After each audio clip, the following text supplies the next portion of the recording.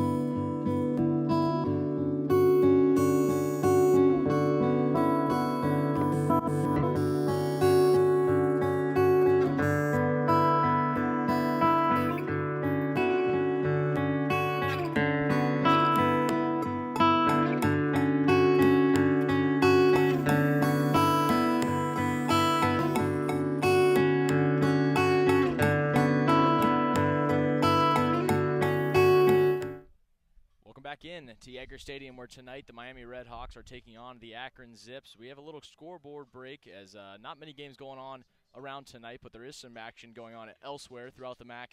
But I mentioned not much going on throughout the country college football-wise. Last night, Ball State defeated Northern Illinois on the road 2017. That really took a blow to Northern Illinois' bowl chances, as they were going to have to win out to try to make a bowl game and try to add another bowl for the MAC conference. Also last night, Western Michigan captured the victory cannon as they defeated CMU in Kalamazoo 38-28. And for Western Michigan, that keeps their bowl chances alive. Central Michigan, with 5 wins, just needs to win one more game to be eligible for a bowl. Western Michigan keeps their bowl hopes alive as they improve to 4-6 on the year. They'll need to win their last 2 games to become bowl eligible. But tonight, MACtion continues as everyone's favorite time of year, MACtion across the country.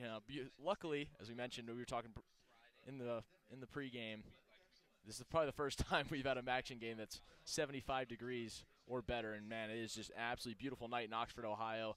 But tonight in Bowling Green, Kent State will actually host Bowling Green at 7 o'clock, same time as over here. With a BG win, they will gain bowl eligibility. BG came to Yager Stadium a couple weeks ago, and Miami handled them pretty easily. And Kent State is really just playing for pride at this point.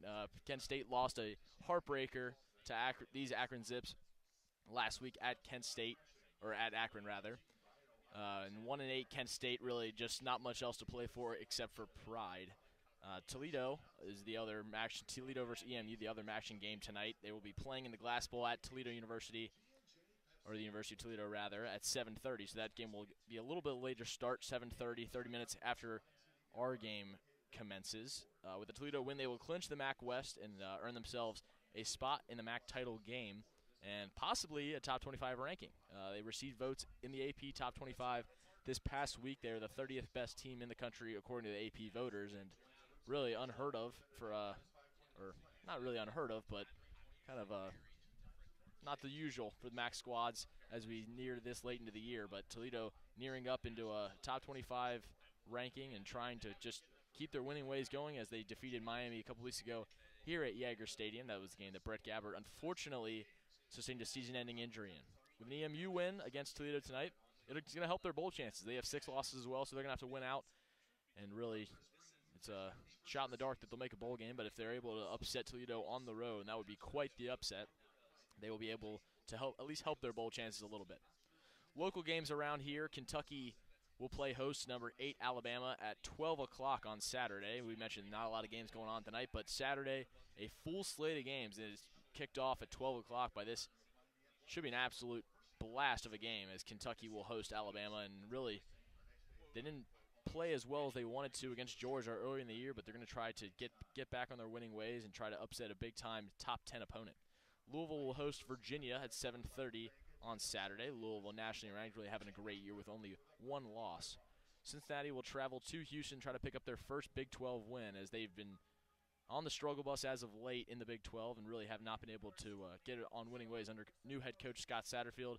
These Miami RedHawks traveled to Cincinnati back in week 3 and was able to defeat the Cincinnati Bearcats. And finally, we'll end with an FCS game as Dayton hosts Marist at 1 o'clock on Saturday.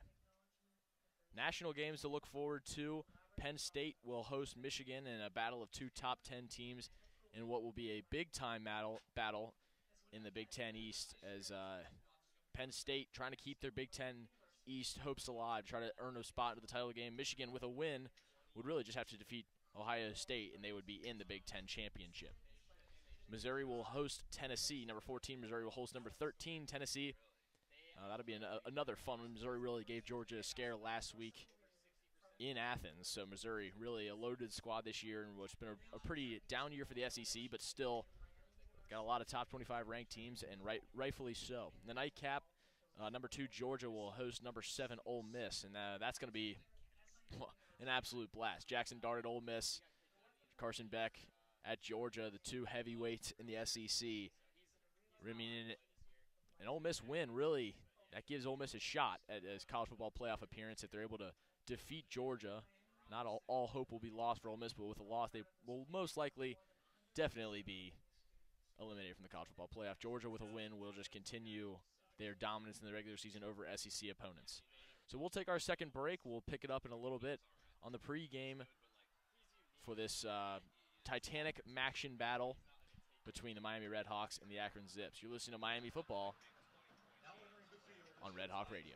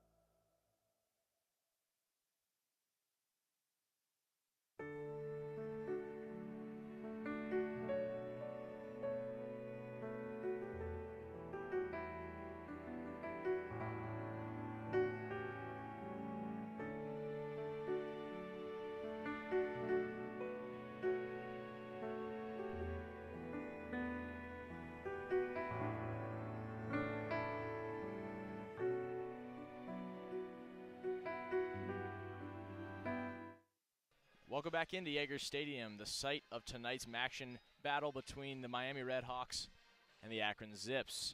Some keys to the game tonight for the RedHawks, really going to be guard the pass, as Akron is playing with a backup quarterback and they're dead last in rushing offense. So really know what Akron's going to be trying to do tonight to have success on the offensive side of the ball. Miami really guarded the pass well against OU last week in Athens. And the second big point, feed Rashad Amos.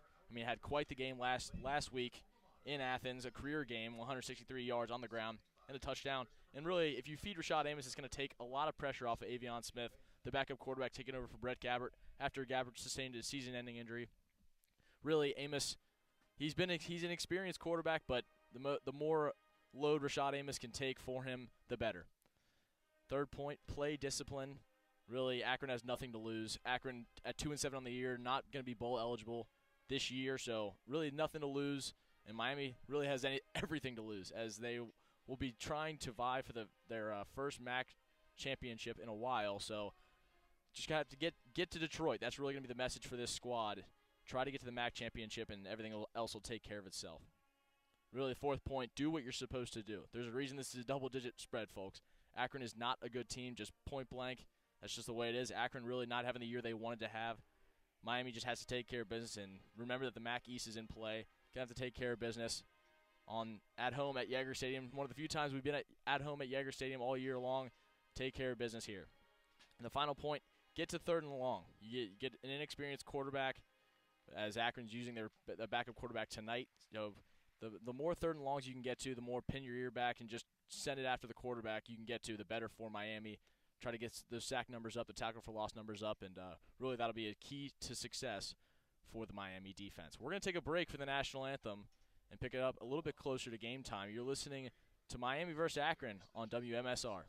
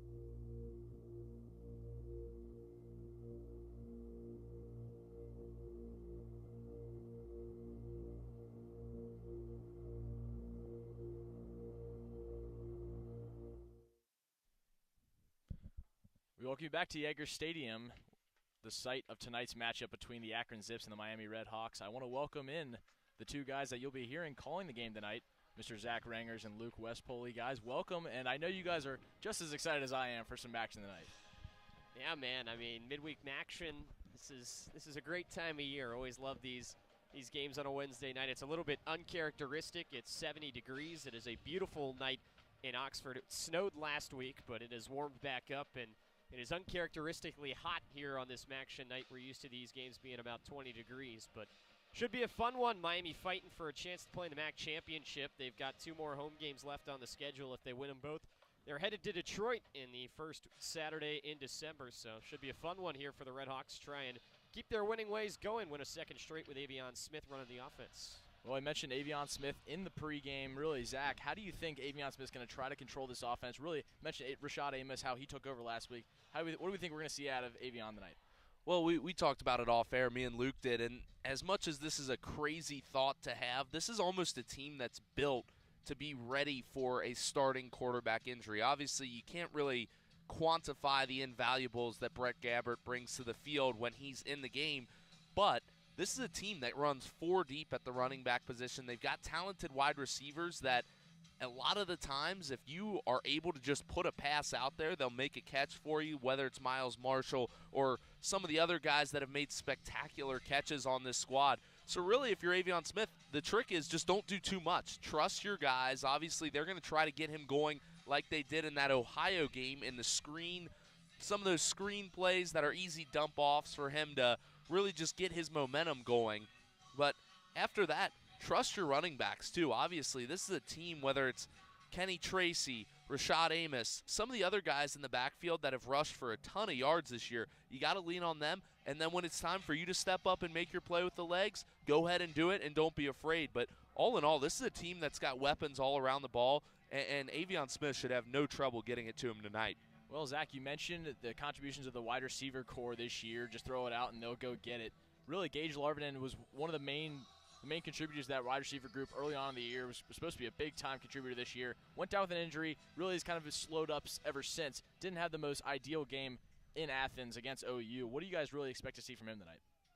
Yeah, I think Gage Larvinen is hoping, obviously, to be more involved with the offense here tonight. I think a lot of that comes down to whether or not Avion Smith is going to be able to get the ball to him downfield. Gage Larvinen is a big play receiver. He had a 99-yard touchdown against UMass earlier this year, and obviously popped off a 79-yard touchdown on the first play from scrimmage against UC, one of his more iconic plays of the year, and I think that's his game. But also, he's got great legs, and he's got great shiftiness, and if he's able to get the ball in space, he can make plays that way as well. And so I think that if you're game planning for that, if you're the RedHawks, maybe you're not going as deep downfield with Larvinen as you were used to when Brett Gabbert was running the offense. But if you can open him up in the mid-range game, get him some good completions, easy stuff for Avion Smith over the middle, and see if he can make plays in space, I think that's what you're looking for out of Gage Larvinen. He's an excellent player. He's a guy that Chuck Martin has called the best player on this football team by far, and the RedHawks are certainly going to need him to be good tonight and the rest of the season if they're going to want to have the full potential of this offense. Well, as mentioned in the pregame, Jeff Undercuffler, backup quarterback for this Akron Zips squad, had a really good game last week against Kent State in the Battle of the Wagon Wheel, 298 yards, 2 touchdowns. What does this Miami defense have to do to kind of slow down the backup quarterback? Well, obviously, this is a Miami defense that has been stout in really all facets of the game. One of the top defenses in the MAC, and they have shown it time in and time again of why they are such a good defense. And that's because they get you behind the sticks on first down, and then you see them dial up pressure on third down, and, man, you might as well pack it up and put the special teams unit on the field when you get to 3rd and long against this team, because they are so good at bringing 4 and getting home with guys like Austin Ertl, who recently made his 40th start for this Miami team. They get home with pressure so frequently on third down, it just really is a pain for these backup quarterbacks to try to game plan for. Well, with 2:30 left between this midweek action battle between the Miami RedHawks and the Akron Zips, I will say goodbye in the pregame show. Hand it off to you two gentlemen for the game. Thank you all for listening at home, and enjoy the game. You're listening to Red Hawk Football on WMSR. Will, thank you very much. Nice job of the Red Hawk radio debut for Will Summers. He's back at halftime. For now, welcome into Yager Stadium. Luke West, Poley, and Zach Rengers with you for some midweek action as the Miami RedHawks take on the Akron Zips, with the RedHawks looking to continue their drive line to Detroit as they fight for a MAC East MAC championship bid here on this Wednesday night. It's a beautiful Wednesday night here in Oxford, 70 degrees. Some wind swirling around Yager Stadium, but could not ask for a more picturesque night here in the first week of November. And Zach, this is a Miami team. They got a bye week last week. They got about 10 days off in between now and the OU game, but it really felt like this Red Hawk team got their season back on track after a lot of question marks following the injury to Brett Gabbert and the loss to Toledo. Avion Smith comes in, starts his first game of the year. Not only do the Red Hawks get it done, they get it done in a big way against a team many thought would pretty easily win the MAC East this year. Yeah, and that was a rivalry game, and obviously you can chalk it up. Anything can happen in those rivalry games. I'd be lying if I wasn't a little pessimistic going into that game because of how good Ohio was coming into that matchup. But you look at how this is kind of playing out, Luke, and this is about as advantageous as it could be. And I don't want to jinx anything here, but you pick up a huge win on the road in some tough conditions on Hollow Weekend in Athens with a backup quarterback. You get to limit him to just 11 throws, but he throws for 100 yards and a touchdown and really controlled that game together. Then you get the bye week headed into midweek action, and now you get a 70-degree day. I mean, the cards are just all kind of falling into place for this Miami squad. They're wearing the grays tonight, the alternate grays we saw debuted last year, so there's going to be a little extra fire. And, Luke, they don't need any extra fire going to try to get to this MAC championship. That stands alone. But you know what you get if you get to the MAC championship. It's a shot at revenge. RedHawks will have a chance to take on Toledo again if they can take care of business in a few weeks' time. Speaking of rivalry games, Miami beating OU in their last game. Akron picking up a win in what Joe Moorhead, their head coach, called their Super Bowl. The Akron Zips beat Kent State last week in a midweek game. It was a thrilling comeback, one of the best in Akron football history, as they scored 21 unanswered points in the fourth quarter to take down Kent State and pick up the wagon wheel, the trophy for that rivalry between the two schools for the first time since 2018. Yeah, and really a game that Barstool Big Cat, very huge Maction fan, would say, that's the MAC, baby. 21 unanswered points in a game that was probably a little sloppy at times, but that's the MAC, and that's what, as he would say, congratulations, we made it, boys, to all who celebrate. We're in Maction season. RedHawks in the tribal gray uniforms with the white helmets, script Miami along the side, and numbers on the other side with the ribbon work down the center. Akron in the white uniforms with gold helmets and pants. Zips move right to left. They kick it away to start things off. The kick is into the end zone, and it is knelt by Kevin Davis. We are underway here from Oxford. Miami offense will start off at the 25-yard line. This is a Red Hawk offense that will be led by Avion Smith for the second straight game. RedHawks coming off of a week and a half of off time following the bye week after the victory against Ohio. It took a couple of drives, Zach, in that OU game for the offense to get going, but once they did, they really got things working, scoring 30 straight. Yeah, and that's what you really want to see happen here. It's all right if you take one or two possessions to get going. You'd love to score on the opening drive, but it's not a big deal as long as you can sustain those drives going forward in the game. Miami going four wide, empty backfield. Avion Smith bringing a man in motion from left to right. He'll fake the handoff and keep himself up the middle across the 30-yard line. He's spun down at the 31. Pickup of 6 on first down for Avion Smith, and the RedHawks will have it 2nd and 4. Yeah, and while Avion Smith brings some challenges in the passing game comparative to Brett Gabbert, he does bring some things to the table that opens up on first down, just quarterback draws, simple plays that can get 6-7 yards and set you up early in these drives. Smith now out of the pistol with 3 receivers on the right and nobody left on the short side of the field with the ball next to the left hash. 2nd down and 4 for the RedHawks. Just over 30 seconds in on the opening drive. Play clock down to 5 as Smith barks orders at his own line. Smith moving into the shotgun. Claps again, now takes the snap. This is a handoff up the middle, and Rashad Amos has nowhere to go as 3 Zips get to him in the backfield. And he might have lost a couple of yards there on 2nd down. Looks like they'll get him back up to the line of scrimmage. C.J. Nunnally, who's one of the leaders on the defensive front for Akron, who's going to be returning a lot of guys next year for Joe Moorhead, the junior, coming up on the tackle. And it's 3rd down and 3 for Miami. with 13:46 to go. Clock rolling on this opening quarter. No score between the RedHawks and Zips on the opening series. 3 wide to the right, 2 to the left for Smith. Empty backfield. Akron showing blitz with 6 guys along the line of scrimmage. Smith claps his hands, gets the snap. He's looking right, he throws right, and the pass is complete. Out near the sticks, getting thrown out of bounds. See where they mark. It looks like that's Gage Larvidan. And it is, and he picks up the 3 necessary to get to the sticks and move the chains. It's a gain of 3 for a Miami first down, and a fresh set of downs coming up from the right hash. Yeah, and a smart veteran play there by Larvidan. Caught it, brought it in, and then reached it to get past the pylon, even though his momentum was moving him backwards. Smart play there. 2 receivers split out to the left and 1 to the right for Miami. Smith out of the shotgun, and a flag flies out. Play clock was not running down, but there's some movement along the line of scrimmage, and this will be a false start on the RedHawks.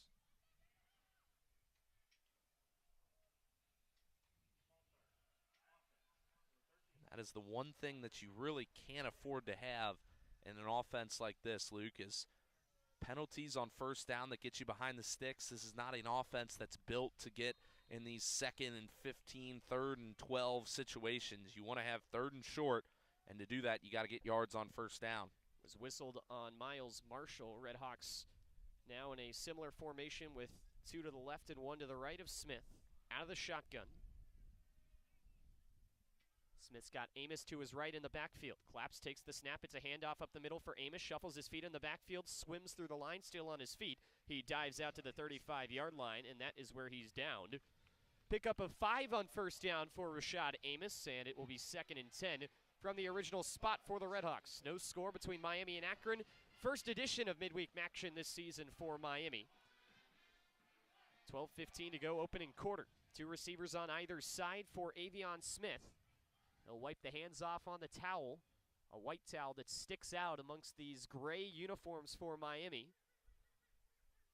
Tribal alternates in partnership with the Miami Center and the Miami Tribe of Oklahoma, for which the university is named. Smith gets the snap, hands it off. No, he actually kept it, fooled everybody on the field over to the other side. He'll run all the way up to the 44-yard line before he is wrestled down.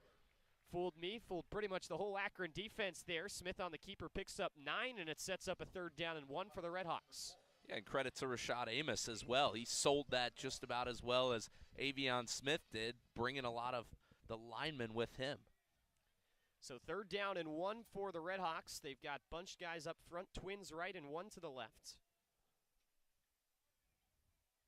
Rashad Amos remains the back for Miami. Smith out of the shotgun, gets the snap. It's a handoff right up the middle. Amos breaks through the line, and now he's into the secondary. Rashad Amos off to the races inside the 20, throws a man down. Now he loses the football along the sideline. Akron pouncing on it, saying they have it. We'll check on the official signal.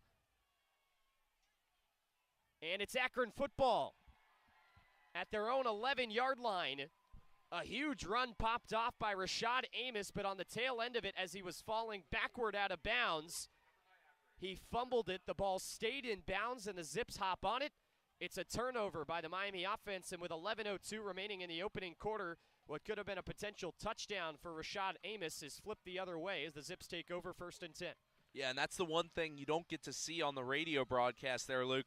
He actually got stopped up. He kind of ran into the official at the middle of that play. If he didn't have that little shuffle of the feet, he would have been gone and wouldn't have even had any safety intervention there. So an unfortunate break for the RedHawks there, because that was what should have been a touchdown right away.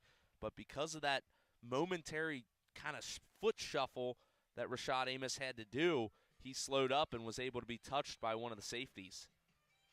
They have just announced that they are going to review the fumble. It was very close because Amos was near the sideline, kind of getting pushed out of bounds, and made an effort to stay in and fight for more yardage, and then fell backward, and that was when he fumbled. And so there is a chance maybe that either A, the ball went out of bounds when it was on the ground, or B, that Amos stepped out of bounds before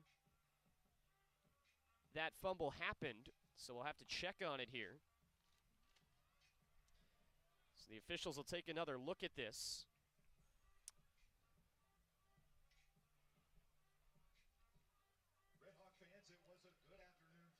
45 yards will be the pickup for Amos before the fumble.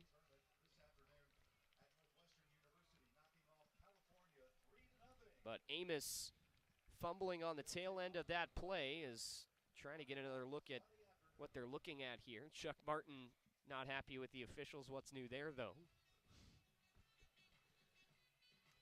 So the officials still looking at this. Just announced over the loudspeaker, shout out Miami Field Hockey, who had their first NCAA tournament game today. They took down Cal in the opening round, 3-0.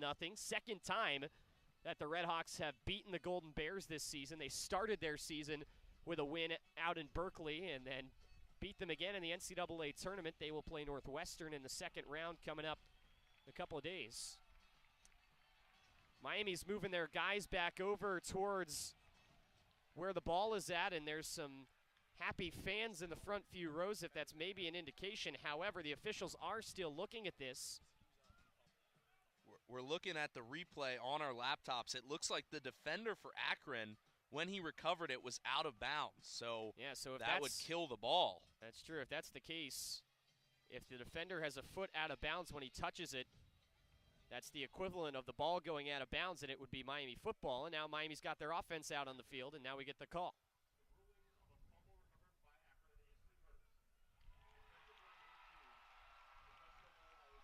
Call reversed. So they say exactly what you said. Zach, defensive player, was out of bounds. They'll move the ball back now to the 16-yard line for Miami. So for the RedHawks, it will be a pickup of 40 yards for Rashad Amos. And he gets down to the Akron 16, and just like that, 11:02 to play opening quarter, and on Miami's opening drive, they get a reversed call. The drive continues. Clock moving again. Avion Smith's got two receivers on either side and an empty backfield. Has some words for his O-line. Brings a man in motion from left to right. Gets the snap and fakes the run. Keeps it himself. Amos still going, or rather Smith churning the legs. Avion gets inside the 5-yard line. He picks up 12 on first down, and the Akron front just had no answer there, Zach.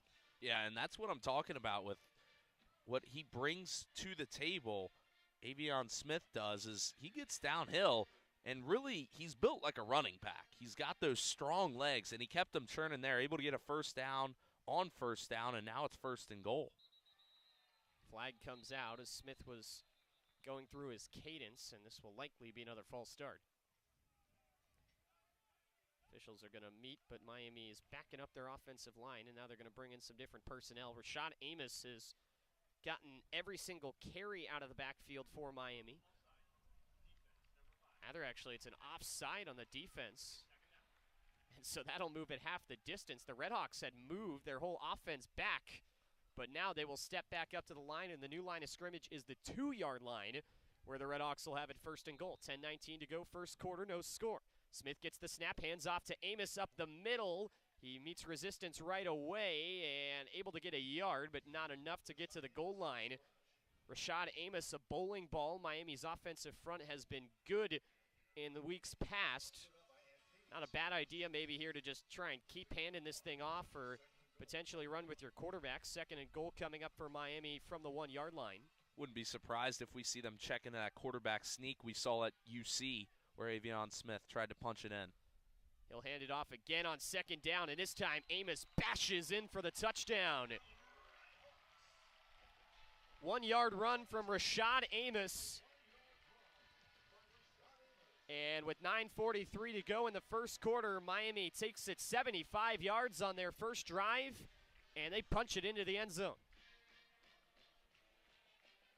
And the beneficiaries of what was a reversed call after what should have been a fumble by Rashad Amos down the sidelines, they're able to punch it in there, and lucky to get 7 on the board, but great execution after they got back on the field. Graham Nicholson on for the extra point, and he drives it right through and off the 7 number, freshly changed in the Miami score tally. Graham Nicholson has made more kicks than anyone in the entire FBS this season without a miss. He continues that streak. And with 9:43 to go from Yager Stadium, our score, Miami 7 and Akron 0. Well, we don't know what we're going to see from this Akron offense. They've been very up and down. They'll get the ball for the first time in this game when we come back. You're listening to Midweek Maction. This is Miami Football on Red Hawk Radio.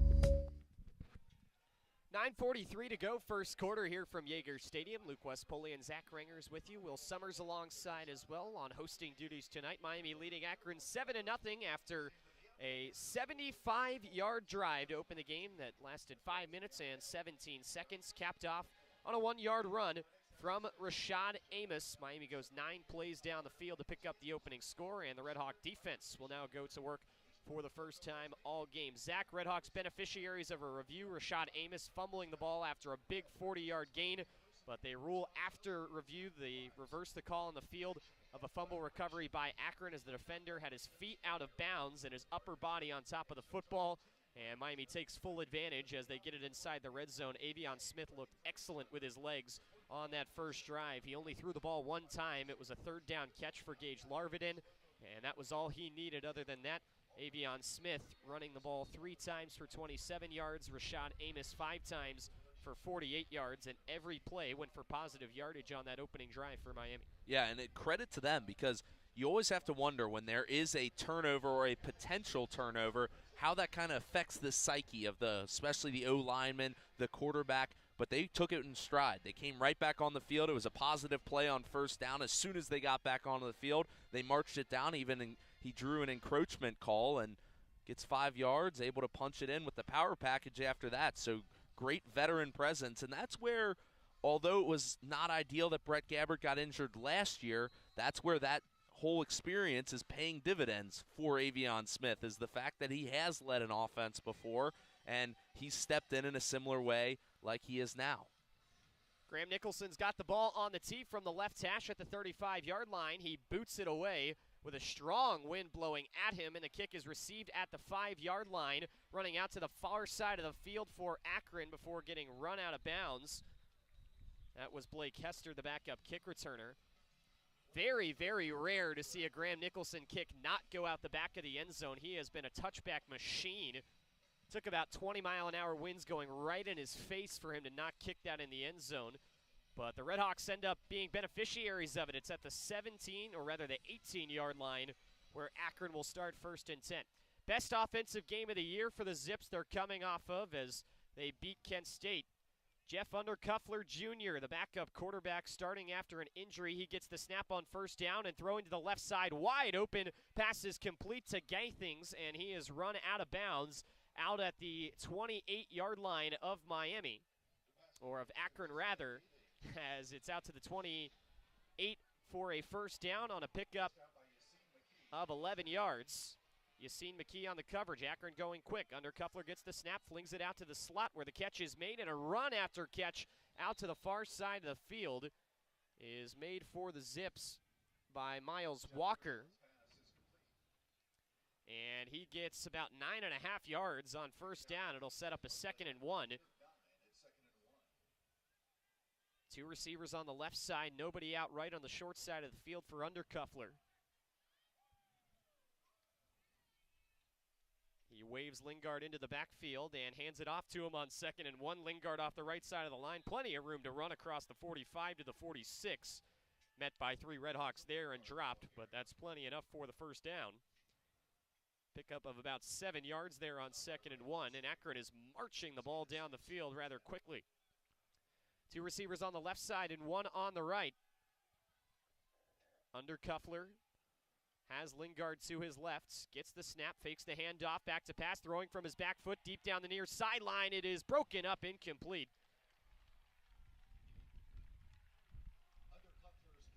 Pass was coming to the near side.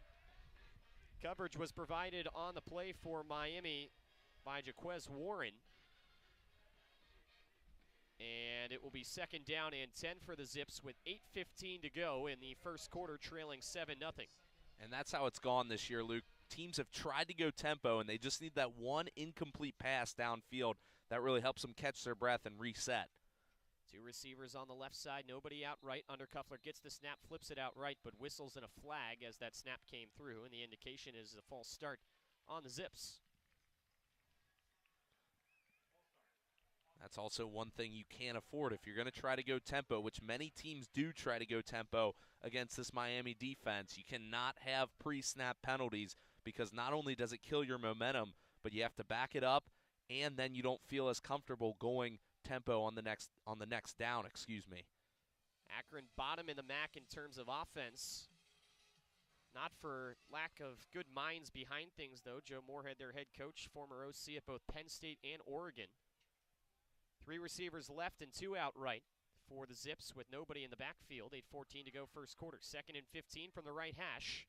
Undercuffler gets a chest-high snap, pressure coming off the edge. He'll flip it underneath. Pass is complete across the 45-yard line, shedding 1 tackle, now a second. Daniel George, their leading receiver, across midfield before he is finally pushed out of bounds.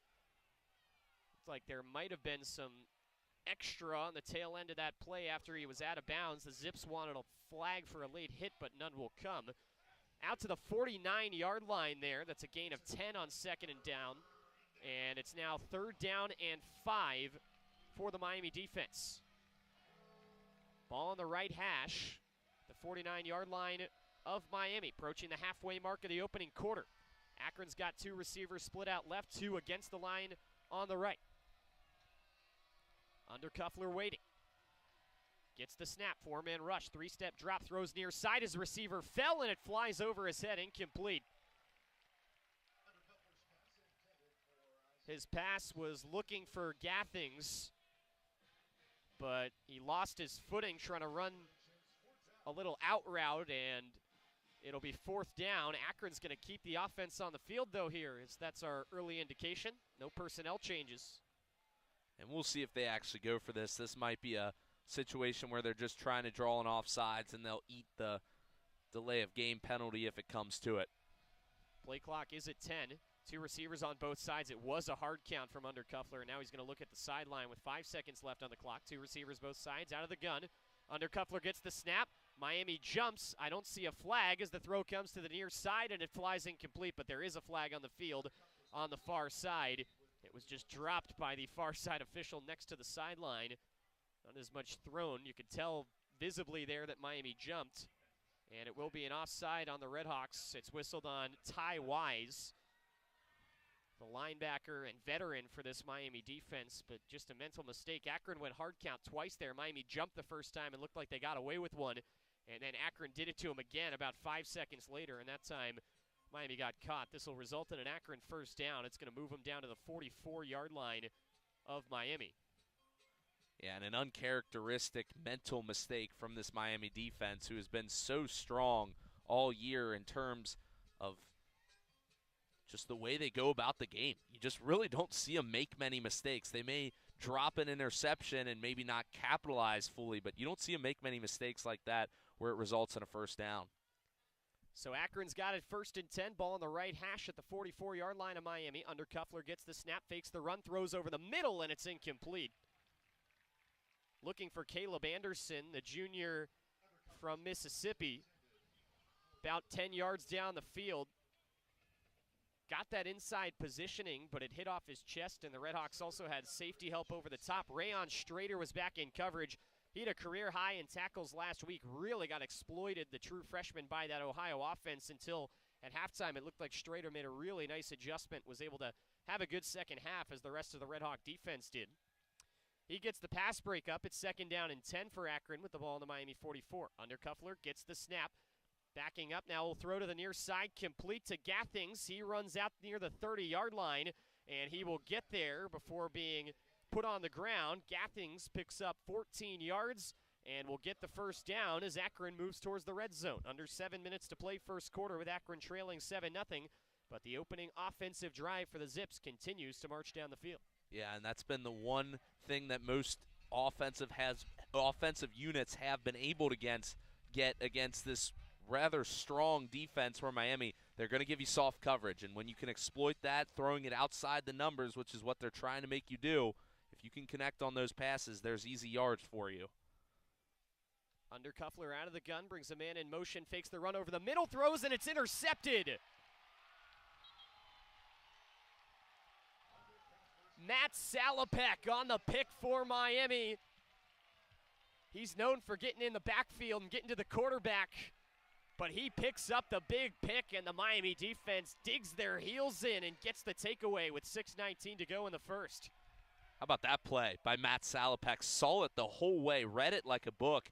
I think he noticed that it was going to be one of those draws where the quarterback can either hand it off or he's going to throw that little seam route there, and he tried to throw the seam route, and Matt Salopek had dropped back in coverage, and he was a weird interception because he was right up against the offensive player he was guarding, but he was able to kind of just go up and high point the ball, and that's a nice little catch for a linebacker that's known for mainly tackling. Matt Salopek with the pick for Miami. This one will not be reviewed as the RedHawks will get the takeaway. They get the ball back on their own 25-yard line, and they hold Akron off the scoreboard. We've reached immediate timeout from Yager Stadium. RedHawk offense back to work when we come back with 6:19 to go in the first. Our score, Miami 7 and Akron 0. Stay with us. You're listening to Midweek Action Miami Football on RedHawk Radio.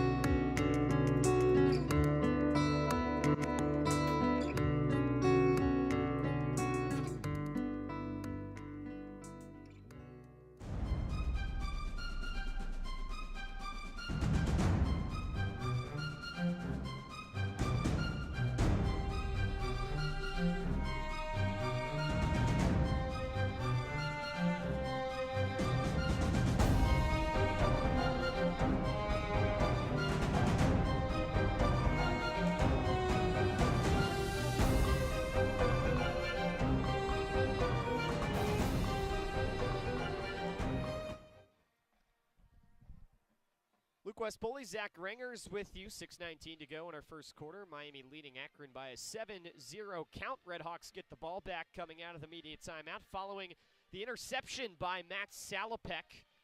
RedHawk veteran mentioned has been known for getting into the backfield, part of a Miami defensive unit that leads the MAC in sacks. This time he drops back in coverage.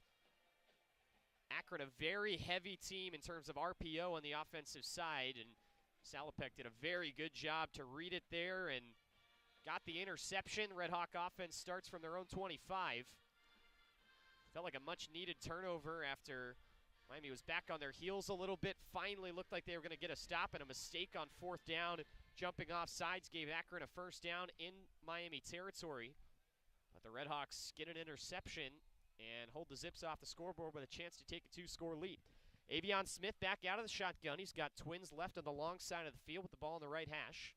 One receiver split out right with a tight end offset on the line.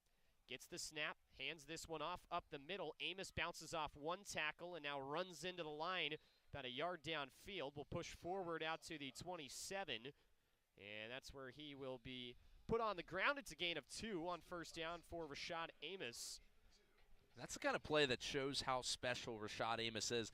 He was hitting the backfield. That probably should have been a 2-yard loss, but he keeps the feet shuffling, able to make a couple defenders miss, and gets and salvages 2 yards there. That's really showing how special of a running back he is.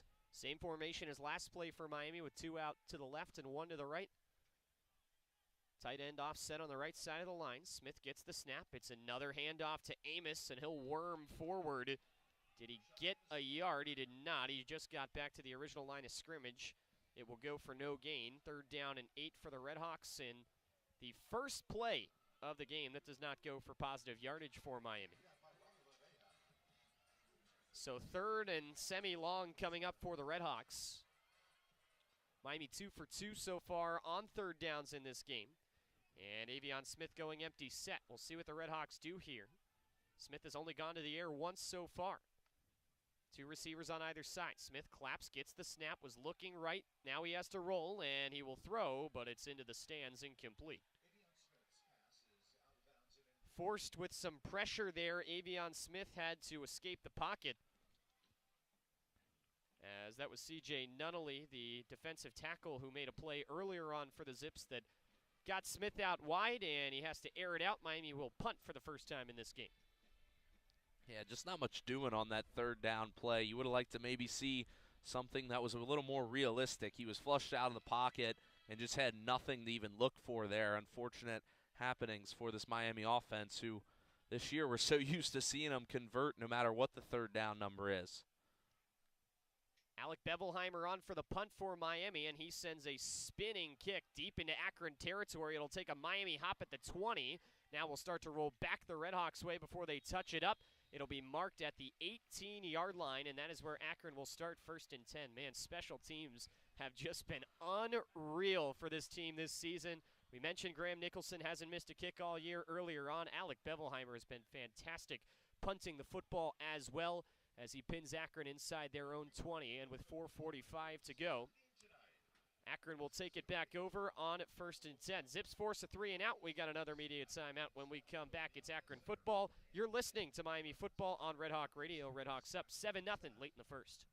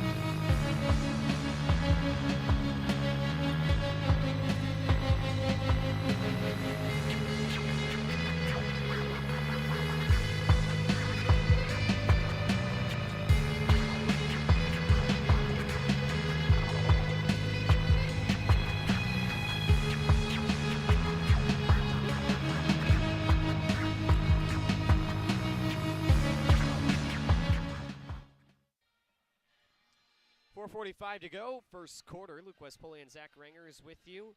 Miami leading 7-0 over the Akron Zips. First midweek action game of the season for Miami. They will have one more at home this season as they will take on the Bulls of Buffalo in a very crucial MAC East game coming up next week right here from Oxford. We'll have that game for you here on Red Hawk Radio. Big weekend of Red Hawk Radio coming up. As we mentioned, we were in Evansville for the basketball team's home opener a couple nights ago on Monday. We'll be back on the air Friday for Miami hockey against Colorado College, first home conference game of the season.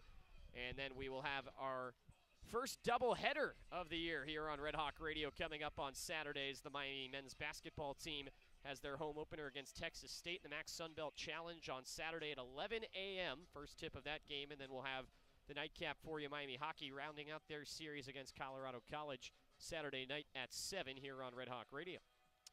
Akron starting from their own 17-yard line following the beauty of a punt by Alec Bevelheimer. It's a 55-yard punt by Bevelheimer, who, had it not been for the injury to Dom Jobin would be number 2 on the punting depth chart this year. Just guys coming out of this special teams group like it's a punter factory for Miami. Akron will start inside their own 20 for the second straight drive.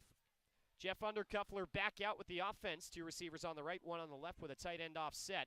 From the shotgun, Undercuffler gets the snap, fakes the run, throws on the right side, and it's broken up. Nice coverage provided on the play. Miami was in zone. It was intended for Bobby Golden there for Akron, and Rayon Strader was there for the RedHawks to get what was a pretty violent pass breakup there, Zach. Yeah, and it was perfect timing, too. He didn't get his head around, but he didn't need to because he hit him right as the ball hit the hands of the receiver. So great coverage there, advantageous timing, and you don't get a penalty. On 2nd down and 10, it's a draw play for Undercuffler. He'll run it up the middle and slide for about a yard. They're actually going to say, though, they started his slide at the original line of scrimmage. Brian Agu's going to get the tackle. And so it's no gain, and Akron finds themselves at the sticks facing a 3rd and 10 from the right hash on their own 17-yard line. Approaching 4 minutes to go, first quarter. Akron trailing Miami by a 7-0 score. And it's nothing the defense didn't know, but that just shows that Undercuffler not much of a threat with the legs, so they're going to look at a pocket passer here and probably drop some coverage all night and just try to get home on 3rd down. 3 receivers left, 1 to the right. Undercuffler out of the gun, gets the snap, dropping back, pressure coming up the middle, and down he goes. Matt Salopek, he's got an interception, he's got a sack, making his mark early on for the Miami defense. It's a loss of 9, and Akron will have to punt this football away from their own 8-yard line. Yeah, and what we talk on the pregame show about, Luke, you get them behind the sticks on 1st and 2nd down, and then on 3rd down, you can almost bet the house that pressure is going to be coming through the line. Matt Salopek goes unblocked, and that's about the easiest sack he'll have in his career. But he makes it, and this is going to be a tough punt for this Akron squad. Dante Jackson Jr., the punter, he gets the snap back in his own end zone and boots a very high spinning kick that sends Cade McDonald backpedaling and receives it at the 37, dodges 2 tackles, now outside across the 50-yard line. McDonald gets spun around, but he gets down to around the 42 before he falls over. Man, Cade McDonald is as gutsy of a punt returner as you're going to find every time you watch him. That's an excellent punt, by the way, by Dante Jackson. But McDonald, who took over punt returning duties following Gage Larviden's injury and has kept them now even after Larviden has come back. You always think fair catch. He does not fair catch the football, but fortunately for the RedHawks, he gets him about another 25 yards, and they'll start in Akron territory at the 42. Smith back out of the shotgun, 2 receivers on the right, 1 split out to the left. Luke Bolden split out as the tight end, offset on the right side of the line. Smith gets a shoulder-high snap, hands it off on 1st and 10. Amos spins right through the middle, still churning the legs out across the 40, down to the 37, and that is where it will collapse on top of him. Amos gets 5 on 1st down. 2nd and 5 coming up for the RedHawks from the left hash with the ball on the Akron 37. Yeah, and a great first play on one of the drives with some of the best field position you're conceivably going to have all night, starting in Akron territory, but you're able to get 5 yards, and that really alleviates the stress for Avion Smith. Also opens up the playbook a lot more for both 2nd and 3rd down. Clock moving under 2:30 to go in the first quarter with Miami leading 7-0. 2nd and 5 from the Akron 37. Smith out of the pistol looking towards his sideline. He'll clap and get the snap. Fakes the handoff, looking over the middle, nothing open. Smith rolling right now, pressure coming. He escapes, throws now on the right side, and the pass is complete to Larviden. He gets clocked, but he held on to the football around the 10-yard line. Larviden a little slow to get to his feet, but now he'll jog back to the huddle. And Gage Larviden will be marked out at the 13-yard line, a pickup of 19. He took a huge hit on the tail end of that play, but a really nice job by Avion Smith to extend. And Gage Larviden, Miami's top receiver, comes up with a big catch. Yeah, and that's one of those almost, if you're familiar with Madden, almost a user playmaker there. You just scramble out of the pocket, and then it's just kind of a get open route concept for Gage Larviden. Runs back towards the ball going against Tyson Durant, and Tyson Durant got a hit off at the end of that one, but not until Gage Larvidan made that catch, and a nice play by both Larvidan and Avion Smith. Ooh, so the expedited review comes into play, and they're going to say the pass was incomplete. So this is a new thing in college football, that they can review and radio down to the official's ear that they do not need to go to the monitor to review a play. And so what happened was Miami was lined up ready to throw the next play, but the officials were just standing in front of them and not letting them snap the ball. And without even having to go to the monitor, the expedited review tells the official that Larvidan did not get a foot in. It was interesting because I was kind of wondering the same thing when he made the catch. The official was right there and signaled catch right away, so I didn't question it too much. But Larvidan was up in the air when he made that catch and got hit before he hit the ground, and so you wondered if he got a foot down in the process of being thrown out, and they'll say he didn't. So now, 3rd down and 5 for Miami from the 37 on the edge of field goal range, but the wind blowing in the RedHawks' face. This would be pretty tough for Graham Nicholson from here. It would tie his long. Or actually, I should say it would be a couple yards longer than his career long, which is 52. Regardless, Redhawks still have a 3rd down play. From the gun, Smith gets the snap, pressure coming. He escapes to the left, still looking to throw, floats it down the field, and it falls incomplete. He was looking for Miles Marshall, who found a bubble of space down the field on a broken play, but Smith just put it about 5 yards short of him. And now it's decision time for Chuck Martin and the Redhawks. Offense looking at the sideline. No personnel changes yet. But now Miami's going to bring out, it looks like, the punt team. Interesting. I would have anticipated this was 4-down territory, just with where you are at on the field and considering how things have gone on the defensive end. So this is going to be quite the opposite for Alec Bevelheimer. Going to have to put this one high in the air with not much mustard on it. He gets the snap, and he does put it high in the air, floating inside the 10. The Redhawks will receive it inside the 5. It is caught by a Miami player who was running back there in coverage. That was Silas Walters for the Redhawks that caught that one at the 5-yard line like he was the punt returner. But a good job by Alec Bevelheimer to once again pin the Zips deep. Their 3rd drive that they'll start from inside their own 20-yard line. This time it's inside their own 10 at the 5. And with 1:52 to go in the first quarter, trailing 7-0, Akron gets the football back. It was bend but don't break the first time out for the Miami defense. It was a little more dominating last time. We'll see if there were any adjustments in the cards for Joe Moorhead and his group. In addition to being the head coach, he's the offensive play caller for this Akron team. Undercuffler with his toes on the back of his own goal line in the pistol formation. 2 receivers left, 1 to the right. Gets the snap, hands it off over to the right side. Not a whole ton of room to work with for Lorenzo Lingard, but he does get a few yards before he is brought down. He'll get up to the 8-yard line, a pickup of 3. Ty Wise on the tackle for Miami. 2nd and 7 from the right hash for the Zips. Under 90 seconds to play in the first quarter. 7-0, Miami leads Akron. Undercuffler out of the shotgun, 2 receivers either side. Man in motion now. Moving up against the line of scrimmage. Undercuffler gets the snap, let her high. Pressure coming, and he's hit as he throws it. Pops up in the air and falls incomplete. That ball barely got out of the end zone. If a Miami player was closer to it, that could have been a 1 or 2 yard return for a pick 6, and Undercuffler is down. We might have to look at a review here. I'm not entirely sure, Luke, that he got his hand going forward for that to be not a fumble. Obviously, the trajectory of the ball would tell you that it did, but he got hit pretty hard, so it wouldn't be unlikely that that wasn't a fumble, and that's the call we're going to get. Wow, so there was no indication, no players were celebrating, and the official comes over the PA and says, ruling on the field is a fumble recovery by Miami for a touchdown. My goodness. So I believe it was Nazir Washington for the Redhawks that's going to get the recovery, but they're obviously going to review this. But, Zach, you were right there to it.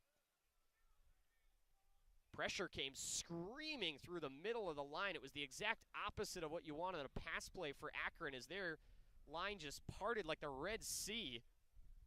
And Undercuffler got smoked as he got hit, but it does look like, upon watching the replay, that his arm was moving forward ever so slightly. That ball was floated very high in the air. A couple RedHawks had a chance at it, and they did play through the whistle to scoop that ball off the ground and run it 2 yards into the end zone, which the call in the field once again is a touchdown for the RedHawks on an odd-looking play, as now Undercuffler will finally be helped to his feet. So we'll also have to keep an eye on that situation for Akron, who's already down a quarterback this season, as the Zips lost their starter earlier on in the year. And looking at the replay, we're watching the ESPNU stream on one of our computers up here, and it looks like, dependent upon the angle, a couple angles look like it very clearly is going forward, but there are a few that, if you look at it from the front view, it looks like the ball gets popped out before he starts moving the hand forward. And in that case, even though he completes the motion forward, if the ball's already out, then it'll be a fumble, and they may not be able to overturn it. Here's our call.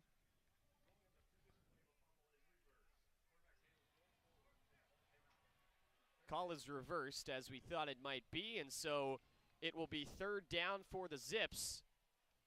But no Jeff Undercuffler. They'll have to bring in Taj Bullock, the redshirt sophomore from East Orange, New Jersey. 3rd-string quarterback for Akron, as Jeff Undercuffler sustained an injury on the last play, getting hit. 1:09 remaining in the first quarter. Miami leading 7-0. Bullock from the gun gets the snap, pitches it out right. Shuffling his feet, Lingard out across the 10 to the 12, but a mob of RedHawks get to him there, and he is tackled short of the first down line. Akron will have to run another play here before the quarter, and they will punt. Corey Settle on the tackle for Miami. Good that the RedHawks get him back. Suffered an injury and was not available for a little bit of time for the RedHawks, but Settle, a big defensive impact player. And on 4th down, Akron will punt this one away. Cade McDonald giving a little more respect now to Akron punter Dante Jackson following the last punt. He's got his heels on the 42-yard line. Jackson punting 4 yards deep in his own end zone. It's a high snap, but he handles it, and the kick is away. Much higher kick than the first time, and McDonald will call for the fair catch and make it at the 42-yard line in Miami territory, as the RedHawks will take it back over 1st and 10 from there.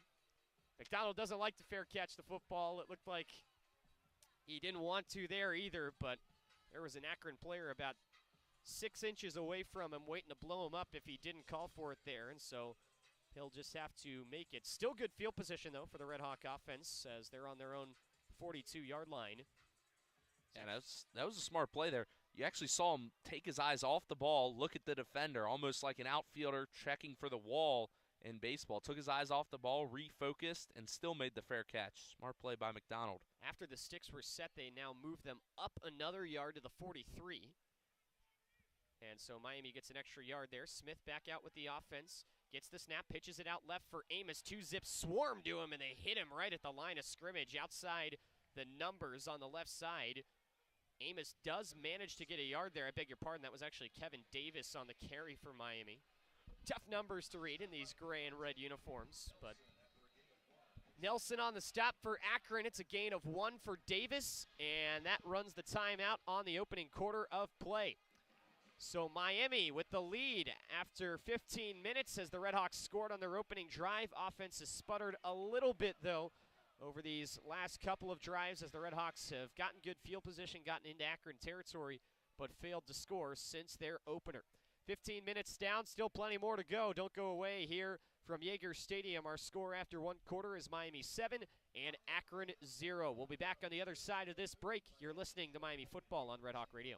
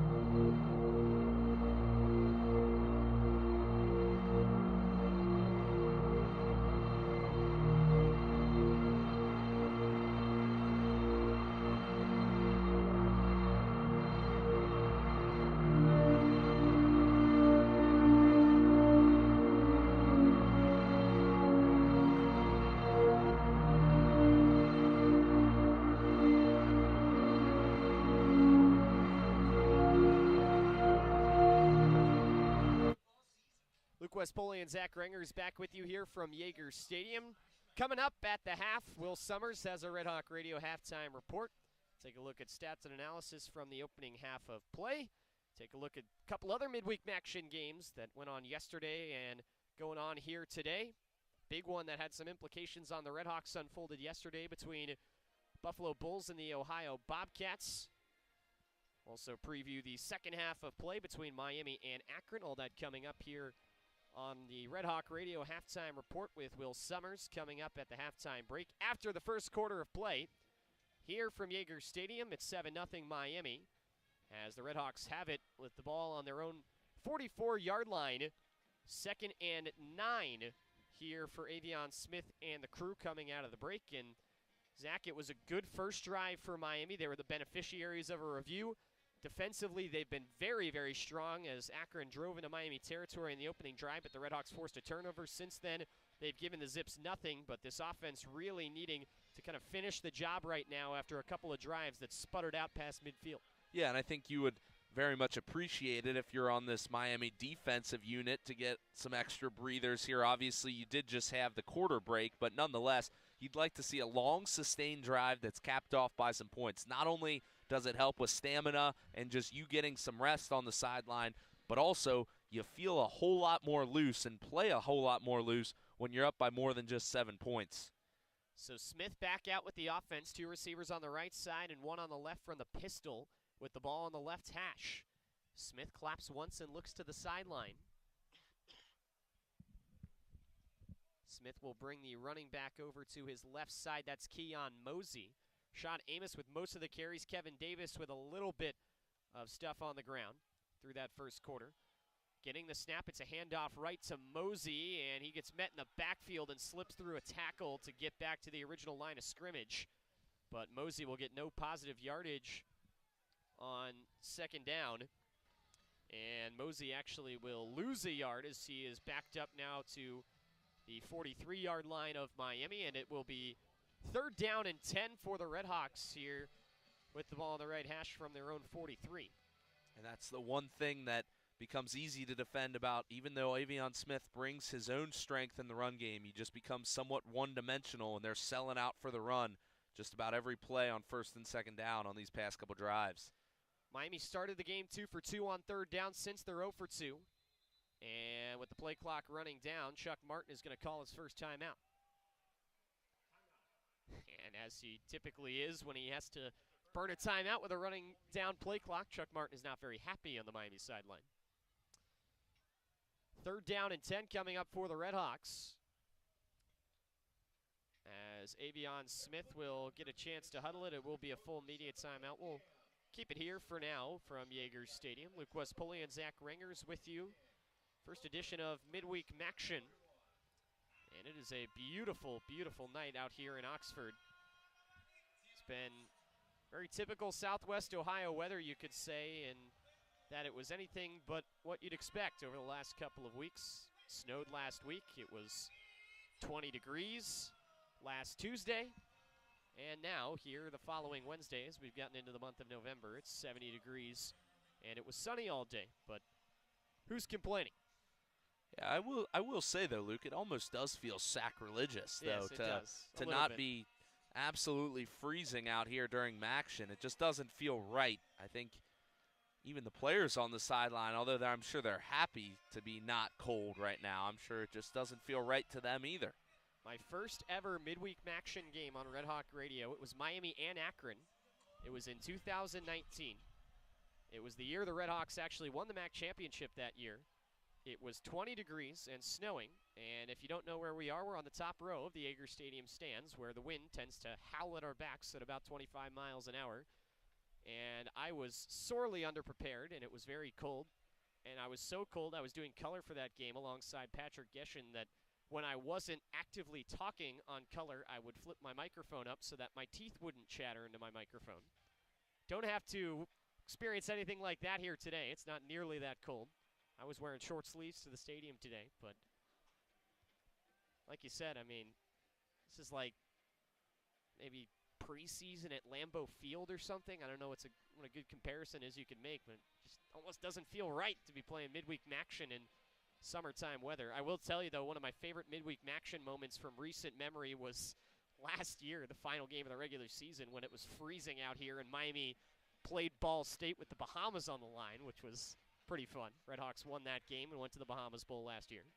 It was a late game comeback, in that game. Game-winning touchdown by Miles Marshall with under a minute left. Made a Randy Moss-esque catch in the back corner of the end zone right here at Yager Stadium. Fun one to call. RedHawks will meet up with Ball State coming up again in a couple of weeks in the annual Redbird rivalry that each team wraps up the regular season with. Coming out of the timeout, RedHawks have it 3rd down and 10. Avion Smith's got 3 wide, 2 on the left and 1 on the right. And Smith has no one with him in the backfield. One receiver is bunched up against the line of scrimmage on the left side. Smith gets the snap, dropping back to throw. Pressure coming up the middle. Smith escaping to the left, still facing pressure. He's going to tuck and run. Smith across the 45, stays in bounds, gets upended around midfield. And he will be well short of the line to gain, as Corey Thomas Jr., the free safety, came all the way downhill and chopped Avion Smith's legs out from under him after the gain of 6. Not enough for the RedHawks, though, and at 4th and 4 from Miami's 49-yard line, Chuck Martin's going to punt this ball away. Yeah, and this third and long looks, it's a pretty simple assignment for those safeties. You got to make sure your coverage until quarterback breaks contain, and then you're just going after him. Bevelheimer boots this one away. There will be no return, and it lands 2 yards deep in the end zone as there was a fake fair catch by Bobby Golden, but Miami had no chance to make a play on that football. Akron will start from the 20-yard line. 13:22 to go, second quarter, and Miami leading the Akron Zips 7-0. Take a look at the stats from the opening quarter and change as Miami's run 18 plays for 92 yards, Akron 15 plays for 50. Miami averaging just a hair over 5 yards per play, which has been in part due to the work that Shot Amos did on the opening drive. But since then, Miami has stalled on offense. Akron's got it from the left hash on 1st and 10. The pass is complete to the near side of the field, slipping out past the initial tackle. Isaiah Gathings got out across the 30-yard line, down to the 33. Josiah Gathings, the sophomore, with the catch. Pick up of 13 yards, and should note for Akron that Taj Bullock is still in at quarterback, the 3rd string, as Jeff Undercuffler Jr. got hurt on the end of that last drive, is still not in the game right now. So Bullock will work from the shotgun here. 2 receivers on the left side, 1 on the right. 1st and 10, Akron from their own 33. Gets the snap, fakes the handoff. Bullock keeps, heads to the left side, and a full head of steam forward. He gets across the 35 before he is pulled down.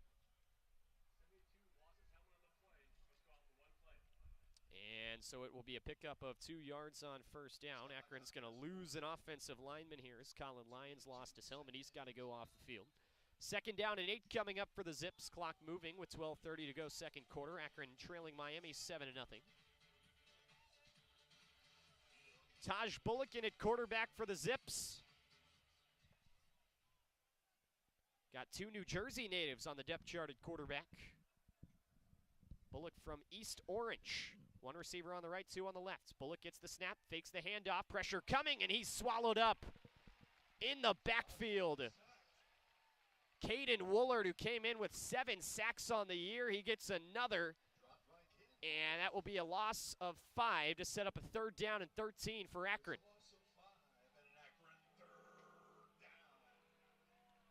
Yeah, and how many times have we said that this year, Luke? Caden Woolard, he has been swarming around the ball, and that trifecta of him, Ertl, Salopek, and I guess you could make it a quadfecta if you throw a Goo in there as well. They have just created havoc for opposing quarterbacks this year. Akron 0 for 3 on 3rd down. 2 receivers either side. Out of the gun. Bullock gets the snap. Pressure coming, and he's sacked again. Pocket collapsed around Taj Bullock. 2 RedHawks were there. We'll see who gets credit for the sack. It was Brian Agu, and he's the one that's going to get credit. It's a loss of 8, and Akron again going to have to punt it. Well, I'm glad I expanded it to the quadfecta and didn't leave him out. I guess he must have heard my preliminary statement and was offended because he got home once again. And the biggest key for that play, Luke, is we've seen them run it time and time again. They only have to send 5 guys, and they're getting home like they're engaging 8. It's something that almost needs to be studied for these MAC defenses because they get home so frequently on 3rd down. Jackson punts this ball away, backing up to his own 32. It's muffed by McDonald, and it will be recovered by Akron. Cade McDonald had it go right through the wickets. It hit him in the chest. And the Zips recover. Ali Barkley on the recovery. Miami kind of having players milling around, but it looks like this should be Akron football. There is a flag, though, now just realizing in the punting team backfield. And the officials were talking with Chuck Martin, so we'll see what this is. Miami could be getting saved again. Chuck Martin, though, now walking up the sideline and seems to have a little bit of anger in his steps, so maybe this is going to go against the RedHawks. It's either in holding or running into / roughing the kicker territory, it looks like, just based off the position of the flag, but we'll see.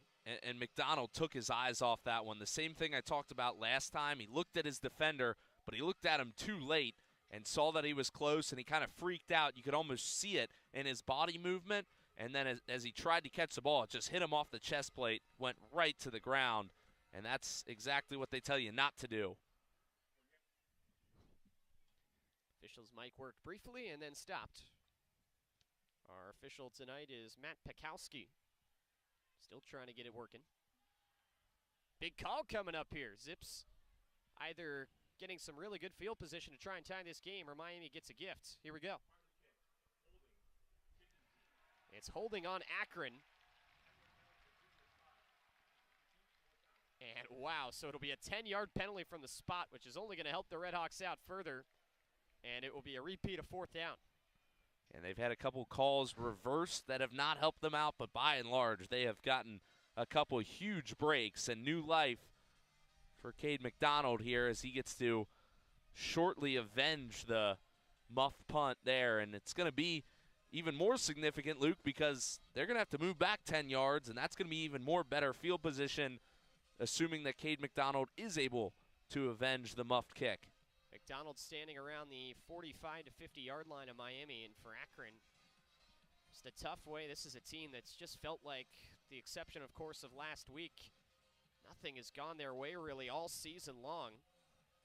Akron's only win prior to last week was against Morgan State, an FCS program out of the MEAC conference. They had 2 defensive touchdowns in that game, and one of them came with under a minute to play on a scoop and score that won them the game. They were losing. Had Morgan State held on to the football, they would have had an FCS loss. They had one last year to St. Francis. But it's an Akron team that has just felt like nothing has gone their way this year. They've got 2 overtime losses, one to Buffalo, one to Indiana. And another tough one. Kickoff is away by Jackson and nearly got blocked, and now McDonald runs across midfield and calls for the fair catch and makes it, falling back to his backside at the Zip 47. Red Hawk rush nearly got home there to block that punt, but certainly had an effect on it as the punt only went for about 30 to 35 yards. Miami will start in Akron territory as they mark it at the Zip 45. 10:28 to go here, second quarter, and the Red Hawks leading at 7-0 over Akron. And Zach, this really feels like a time for this Miami offense. They've got good field position. They failed to convert on it, but starting in Akron territory, you not only need points here, you really need a touchdown. Yeah, and this is the first couple times that this Miami offense stalled. You felt all right about it because it was early in the game. You can always kind of have that excuse about just a sluggish start. That's not an uncommon thing in college football. But now you're getting to the point where the defense is starting to get antsy. They're tired of playing in a one-score game. They want a little bit of help in terms of point production, and now it's starting to be go time for this Miami offense, and if you can't find a way to get 7 on the board here, you're really going to feel bad about going to the locker room in this situation. Obviously, still plenty of time in the second quarter, but you really want to punch it in for 6 here. Akron will get the ball coming out of halftime. Once again, Zach mentioned still plenty of time before then. 10:28 to go in the second quarter with Miami on top 7-0. But this is a zip team. I mean, you saw last week what happens if you let them hang around. They're a team that they haven't had a whole ton of offensive success this year. That's very well known. It's been a revolving door at the quarterback position for them. And that changed again as Taj Bullock has had to take over for Jeff Undercuffler. Undercuffler reigning Mackey's Player of the Week after his performance against Kent State last week, but he's out for the time being with an injury and don't have any information yet about his potential return to the game. But for now, you're working with a third-string quarterback as Undercuffler was originally your backup. So you're 3 quarterbacks deep now on your depth chart, but Akron has shown their ability to put together good drives, I should say. You watched late in that game against Kent State last week and really just commanded the game. Did not give Kent State a chance to win. Everybody stepped up in the second half of that game and made the necessary plays. Zips are going to need that from their defense again here tonight. They've been good so far. Credit to this Akron defense for limiting Miami to just 7 points as the RedHawks have had phenomenal field position. 10:28 to go in the second quarter, and Miami takes back over. First down and 10 from the Akron 45-yard line. Avion Smith is back out with the offense. Twins on the left, one receiver split out, White tight end offset on the left side of the line of scrimmage. Smith in the pistol formation. Rashad Amos right behind him. Amos 6 carries for 56 yards and a touchdown so far.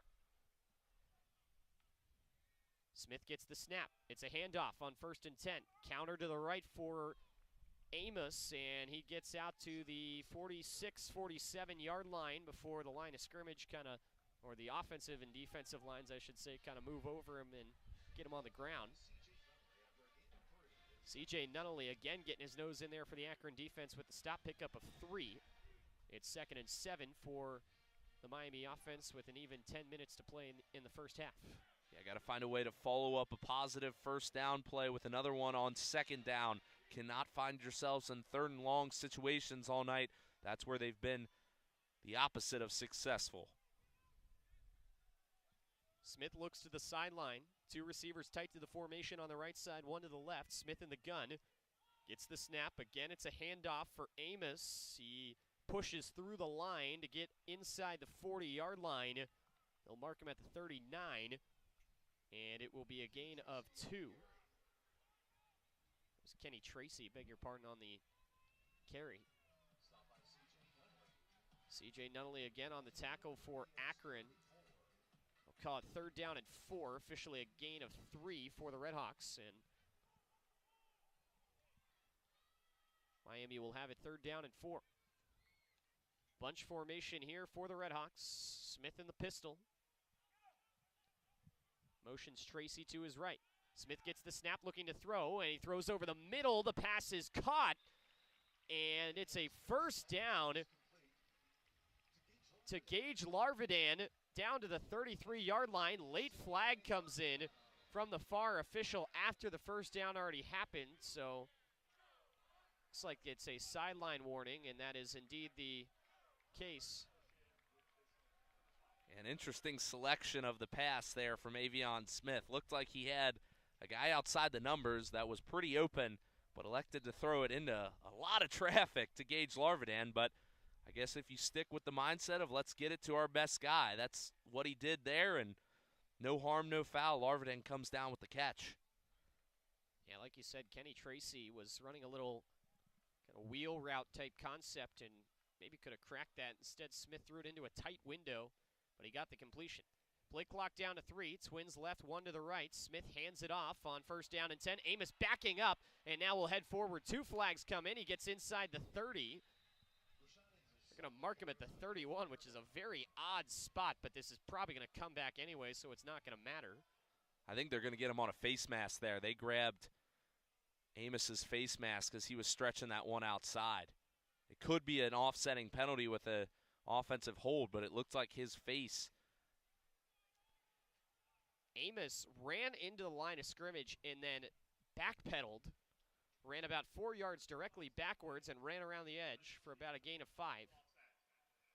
Get our call.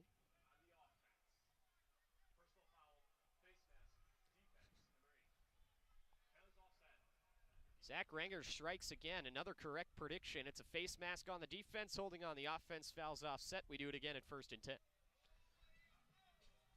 Almost feels like you get cheated there because obviously face mask is usually a 15-yard penalty, but that's just the nature of the game going against the 10-yard holding penalty. But nonetheless, you get to replay it on 1st down. No harm, no foul. 2 receivers either side for Smith out of the shotgun. Ball on the 33-yard line of Akron. 8:03 to go in the 2nd quarter. Miami leading 7-0. Smith gets the snap, pitches it out right for Kevin Davis, stops his feet, heads back inside. Davis gets ripped down to the ground at the 30-yard line. But he will pick up some nice positive yardage for the RedHawks. As for the Akron defense, it was Antavius Fish that came up with a really nice tackle there. It's a gain of 3 for 2nd and 7 now for the Miami offense. Yeah, Antavius Fish, the top tackler on this Akron defense. He's having a nice year coming into this, and he slammed him down with some authority there. 3 receivers on the long side of the field to the left. Nobody split out right for Smith. From the gun, he motions Davis from left to right, looks that way, gets the snap in, now will head forward himself, hurdling a man. Avion Smith gets inside the 25, down to the 23. Wow, Avion Smith, we knew he was athletic, but it's on full display there. That's enough for a Miami 1st down on the pickup to get the RedHawks down to the 23. Yeah, and it wasn't the usual hurdle that you see in the football sense. Usually you see them hurdle as if they're running in the track meet there. It was almost a bunny hop there. Did both legs off the ground just in place as if he was playing Super Mario Bros. But able to pick up the 1st down, and you're absolutely right, Luke, showing off the athleticism with that run there. Ball on the 23, 6:35 to go in the 1st half. Smith gets the snap, swings it out to the left side for Davis, and he heads forward but is wrapped up early and gets 2 yards but put down at the 21. Gain of 2 on 1st down. It sets up a 2nd and 8. That was a play that Miami scored a touchdown on last week and was kind of the nail in the coffin in the Ohio game as Smith went to Davis on a screen play like that just out of the backfield, and Davis got around the edge and popped it 40 yards for a touchdown. Chuck Martin had high praise for both of those guys and what they did on that play in his press conference last week. Under 6 minutes to play, 2nd down and 10, 7-0 Miami as we approach the late goings of the 1st half. Ball on the left hash, 3 receivers on the right, nobody out left. Smith from the gun, hands off to Amos on 2nd down. He's got some split for him up the middle and runs through down to the 18-yard line before he's tackled. It is a gain of 4. And they'll call it 3rd down and 5 for the RedHawks. As Jerron Griffin, the Will linebacker, gets the tackle. It'll officially actually be a gain of 3. Now it's 3rd down and 5 for the RedHawks from the Akron 18. Miami into the red zone. RedHawks 3 for 6 on 3rd down. 5 wide for Avion Smith. 2 on the left, 3 on the right. Nobody in the backfield for the Miami quarterback. Smith gets the snap, looking to throw. Has time, throws far side into a tight window. It's broken up, incomplete. Nice coverage by the nickelback there, Darian Lewis, who broke that pass up. Avion Smith was looking for Javon Tracy, the true freshman, but couldn't find him. And the RedHawks, now well within field goal range and moving right to left, are kicking with the wind at their backs. They'll send out Graham Nicholson for what will be a 45-yarder, or a 35-yarder rather, from the 18-yard line on the left hash. It's some swirling wind, though, Luke. He's got to be careful here. He's kicking into the closed end of the stadium. Snap is down. The kick is up, and it is true with no problem there for Graham Nicholson. He stays perfect on the year, and Miami takes a 2-score lead. So with 5:01 to go, RedHawks add on to their lead. It's the first 2-possession lead of the game for Miami, but getting the ball inside Akron territory feels like they could have had a little more. And Zach, you know, you don't want to be too pessimistic for this Miami team. They do have a 2-score lead, which you always love to see. But I think this is probably as displeased as you're going to be with a 10-0 game with you out in front as you maybe could be if you're Chuck Martin. Yeah, you certainly feel like you should be at least up 17-0. Obviously, you had the touchdown wiped off the board on the defensive end. There's been a couple possessions that have just really stalled out and had no oomph to them. You'd like to see that change going in towards the halftime. You'd like to get one more offensive possession before you go to the halftime, but nonetheless, you lean on your top kicker in the nation, and for all the Alabama fans out there, yes, he's the top one. Reichard missed, so now it is officially where it belongs, and the top kicker, in the nation is in Oxford, but nonetheless able to bang that one through, and now you're up 10-0, and you got to at least take it in stride here because you can't dwell on what could have been on past possessions. You got to just keep it moving towards the next possession, get a stop, get off the field if you're the defense, and give yourself a chance to be up possibly 17-0. We'll take a short break here from Yager Stadium back in just a moment with 5:01 to go in the first half. Our score, Miami 10 and Akron 0. You're listening to Miami Football on Red Hawk Radio.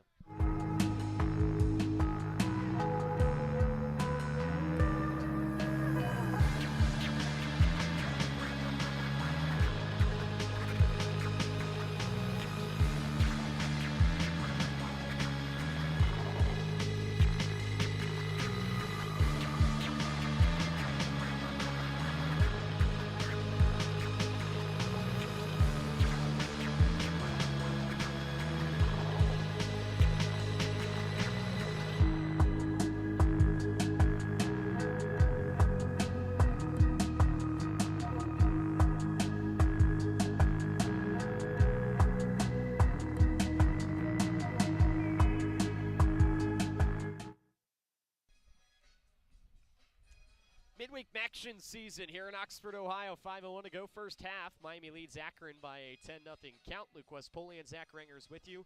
Will Summers has our halftime report coming up shortly. For now, RedHawks kick the ball off from right to left following the 35-yard field goal by Graham Nicholson, as Miami has extended their lead out to 10-0. But if you're just joining us, RedHawks probably feeling like they could have had a little bit more. They had a defensive touchdown taken off the board on what was originally ruled a scoop and score and then overturned to an incomplete pass. It's probably the right call, but the Red Hawk offense has gotten the ball a number of times, either at or near midfield or even in Akron territory, and have come away with only 10 points so far. Miami has been pretty dominant on the defensive end of things, but only up 2 scores in this game. Nicholson kicking from right to left, wind at his back here at Yager Stadium. And he boots it away from the left hash. End over end kick, and it flies out the back of the end zone. No chance for a return here from the Zip. Still start from the 25. 5:01 to go here in the second quarter. See who Akron sends out at the quarterback position for the last 2 drives. It has not been Jeff Undercuffler. It has been Taj Bullock, as Undercuffler, who was the backup to start the year, got hit really hard on that aforementioned play, the original scoop and score that was ruled an incomplete pass. Had a guy flying through the A-gap that blew him up as he was throwing. He got through his throwing motion to prevent a fumble, but took a serious shot in the process, and he has not returned to the game since. It's been Taj Bullock ever since then. Bullock is 1 for 1 for 13 yards. Do get indication now that Undercuffler, he doesn't have his helmet on, but he is throwing on the sidelines, so we'll see if maybe he comes back at some point soon. He is in the medical tent for a while. The medical tent is still up. It is not collapsed, but Undercuffler is now out of it and throwing right next to it, but he's not in the offensive huddle. So that means we probably won't see him for this drive, but we might see him coming out of halftime. Who knows? And you have to wonder, too, with those plays, Luke, where you get your momentum starting to go forward for a throw, and then you get hit on that motion. As a former baseball player, it always makes me wonder how the UCL, the ulnar collateral ligament, that's what, when you hear guys getting Tommy John, that's what's torn in their arm. It's what essentially connects the top of your arm to the bottom of it. That ligament, you have to wonder if that gets stretched out, and that does not feel good on those kinds of hits. So you have to wonder if maybe that was an upper body injury, and that would be why he's trying to stretch it out and see if he can throw or not, because if that UCL is hurt, there's really not much you can do in the throwing game. And that would just be one in a long line of things that have not gone the Akron Zips' way this season under second-year head coach Joe Moorhead. Already mentioned Moorhead has had all kinds of stops. This is his second stint at Akron, not as a head coach, but previously served with the Zips as an assistant. And very familiar, obviously coming off a huge win over Kent State, and Moorhead talking earlier this week about everything that means to the program and getting the wagon wheel back. Obviously him being in Akron before, he knows what that rivalry trophy means. Talked about it a little bit after that UC game for Miami, after what felt like it was their early season Super Bowl. The RedHawks come out with an emotional late win. How the team would bounce back from that. The fortunate thing was that Miami got to play Delaware State, who at the time was the lowest rated RPI team in the nation in Division I at the FCS level. A little bit of a different story for Akron coming off their quote-unquote Super Bowl, and you got to face the best team in the MAC East. But Zips, especially on the defensive side, have been up to the challenge, and if last week is any indication, all they got to do is hang around in the game, and they can make some things happen late. Offense back onto the field for Akron. Ball on the 25-yard line on the left hash. 5:01 to go, second quarter. Miami leading the Zips 10-0. Two receivers on the right side and one on the left for Taj Bullock. Gets a shotgun snap, fakes the pitch out left, now back to pass. Plenty of time now throwing deep down the field, and it is caught out of bounds. Airmailed his man Daniel George, top receiver, the redshirt senior from Fort Washington, Maryland. Made a nice grab, but he was well out of bounds. Bullock got hit pretty good after he got rid of that football. But it'll be 2nd and 10 for the Zips with 4:54 to go in the half.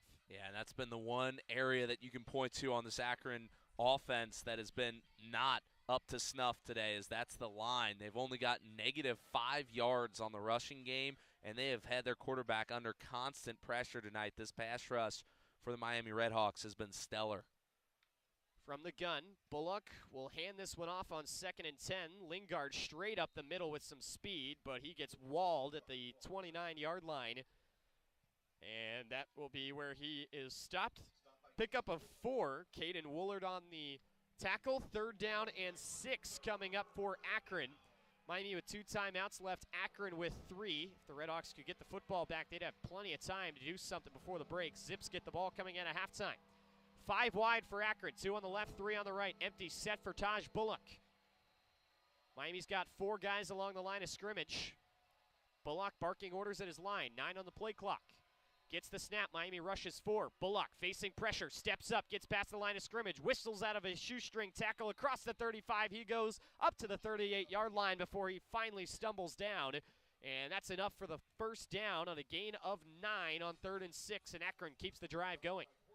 Yeah, and that's the difference of personnel there. Taj Bullock, fleet-footed comparative to his counterpart, Jeff Undercuffler. And Undercuffler is probably going to take a sack there or maybe get back to the line of scrimmage. Bullock able to scramble for a first down. First 3rd down conversion all game by Akron. They're now 1 for 5 on 1st and 10. Getting the snap, Bullock fakes the throw, now pressure from behind him. He gets out of that and now runs to the left side. Gets out of 1 tackle, now breaks a second, spinning across the 45-yard line. He gets to the 46 before he's tripped up. And Taj Bullock is making things happen right now with his legs. Matt Salopek on the tackle after the 8-yard gain from the Akron 46-yard line. It's 2nd and 2 Zips as they're working this clock a little bit now, not wanting to give this ball back to Miami. 3:09 and counting to go first half. Yeah, and if you're Miami, you actually have to be pretty disappointed with your tackling on this drive. You've had pressure home on Taj Bullock just about every play, but only one of them they've actually been able to affect him at all. He's gotten positive yardage on every other one. Bullock gets the snap on 2nd and 2, fakes the pitch, keeps himself, runs up the middle across the midfield M into Miami territory down to the 46 where he takes a tumble on kind of an awkward slide. But Bullock gets 8 yards as Michael Dow gets the tackle for Miami, and now the Zips will go tempo. 2:30 to go in the first half. Bullock out of the gun, 2 receivers on the right, 1 on the left. Claps gets the snap, back to throw, has plenty of time, throws far side, passes complete, receiver is blasted. That's Daniel George. Really hard hit, but he holds on to the football. Back in coverage there for the RedHawks was Rayon Strader, the freshman, and he laid the boom, but a good job by Daniel George, the veteran 5th year, to hold on to the football. 2nd down and 3 following the gain of 7. Under 2 minutes to play in the first half. Akron down 10-0 to Miami. Shotgun high snap is handled, and the handoff by Bullock goes up the middle and now to the right side for Lingard. He gets across the first down marker with a little more down to the 32 of Miami. Jaquez Warren gets the tackle for the RedHawks, 7-yard gain. And it looks like before the play clock was even running down, before defense could get into the huddle, Chuck Martin just calls timeout and probably just trying to regroup his defense here that has not been up to the task on this drive so far. 1:46 to go in the second quarter, and Akron's got it 1st and 10 from the Miami 32. It's a 30-second timeout. Chuck Martin is red hot on the Miami sideline. And he's talking to Brian Agu, who was talking to the official during the majority of that timeout. I think they're talking about there's been some extracurriculars between Brian Agu and his counterpart. I saw behind one of the plays, the offensive lineman got thrown down, and Agu was in his grill. And now Agu's going to have to come off the field for a play to talk things over with Chuck Martin. He and Chuck Martin look to be having a very heated argument, but each guy put their arm around each other at the end of that, so hopefully they're all good. But Agu out for now. Ball on the 32-yard line. 1st and 10 for Akron with 1:50 to go in the second, down 10-0. High snap, but it's handled by Bullock. He's going to go for the home run ball looking into the end zone. The pass is incomplete. Daniel George got a hand on it. And that will make it 2nd and 10. Rayon Strader again on the coverage. And with 1:43 to go in the half, Miami with one timeout left. Akron still with all three, but the Zips will face a 2nd and 10 here from the Miami 32. And for a team that's on the edge of field goal range, considering they're going to be kicking into the wind, it's a rather weird play call to be throwing it downfield on what's maybe a 30-70 ball that you catch that because it stops the clock and you move the ball nowhere. Bullock back to pass on 2nd and 10, throws a high ball over the middle, and it flies over his receiver, incomplete. He was looking for Caleb Anderson on a little slant route.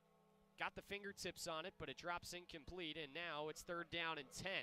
Should be noted that Akron went through a kicking battle. Place kicking has been a huge inconsistency for the Zips this season. Noah Perez made a field goal last week and was perfect on extra points. That was good enough for him to be named as the starter coming into this game, but Akron feeling that they'll certainly have to get further to get in the field goal range. 3rd down and 10 with 1:38 to go in the half. Bullock gets the snap. Miami rushes 4. Pocket collapsing. Bullock steps up, and he's hit from the back, and it's dropped. Eli Blakey, it looked like, was the tackler for Miami. Or rather, that was Ty Wise, actually, that got back there for the RedHawks. And the RedHawks are going to call timeout here following the 3-yard loss back to the 35-yard line. Ty Wise with another sack. This Miami defense has been good at picking up those today. It's 4th down now for the Zips. RedHawks have now sacked the 2 Akron quarterbacks a total of 4 times. Clock is stopped with 1:31 left. Miami out of timeouts. And really interested, Zach, to see what Joe Moorhead does here because you're out of field goal range, but just feels wrong in the college game to punt from the 35-yard line, but probably have no chance to go for this here as it's 4th and 13, but they are going to bring the offense out, interestingly enough. And Luke, I would not be surprised if we see something like a 4 verticals concept where they're just looking to scramble with Taj Bullock here. They're going to send him in the shotgun. I wouldn't be surprised if all of these are go routes just to get the defense to drop back and try your hand at trying to run for this 1st down. Bullock gets the snap. RedHawks rush 4, dropping back. He's going to sail this one deep down the far sideline, and it's incomplete. Well over the head of Josiah Gathings. And the RedHawks take over on downs from their own 35-yard line with 1:25 to go. And so now things become interesting on the other side. You've got a quarterback that doesn't have a ton of experience airing the ball deep down the field. You're out of timeouts. But if you could maybe get a few quick hitters through the middle for some 1st downs and then try to work the sideline, you might be able to kick a long field goal with a reliable kicker in Graham Nicholson and the wind at your back. We'll see what the RedHawks do here. 10-0 Miami, 1:25 to go in the second quarter. RedHawks out of timeouts. 2 receivers on the right, 1 on the left with the ball on the left hash. From his own 35-yard line, Smith in the pistol. Looks to the sideline for the play call. The back is Rashad Amos. Smith gets the snap. It's a delayed fake handoff. Now Smith will run out of the pocket on the right side looking for something downfield, and he's just going to fire this into the Akron bench incomplete. So 2nd down and 10 here for the RedHawks.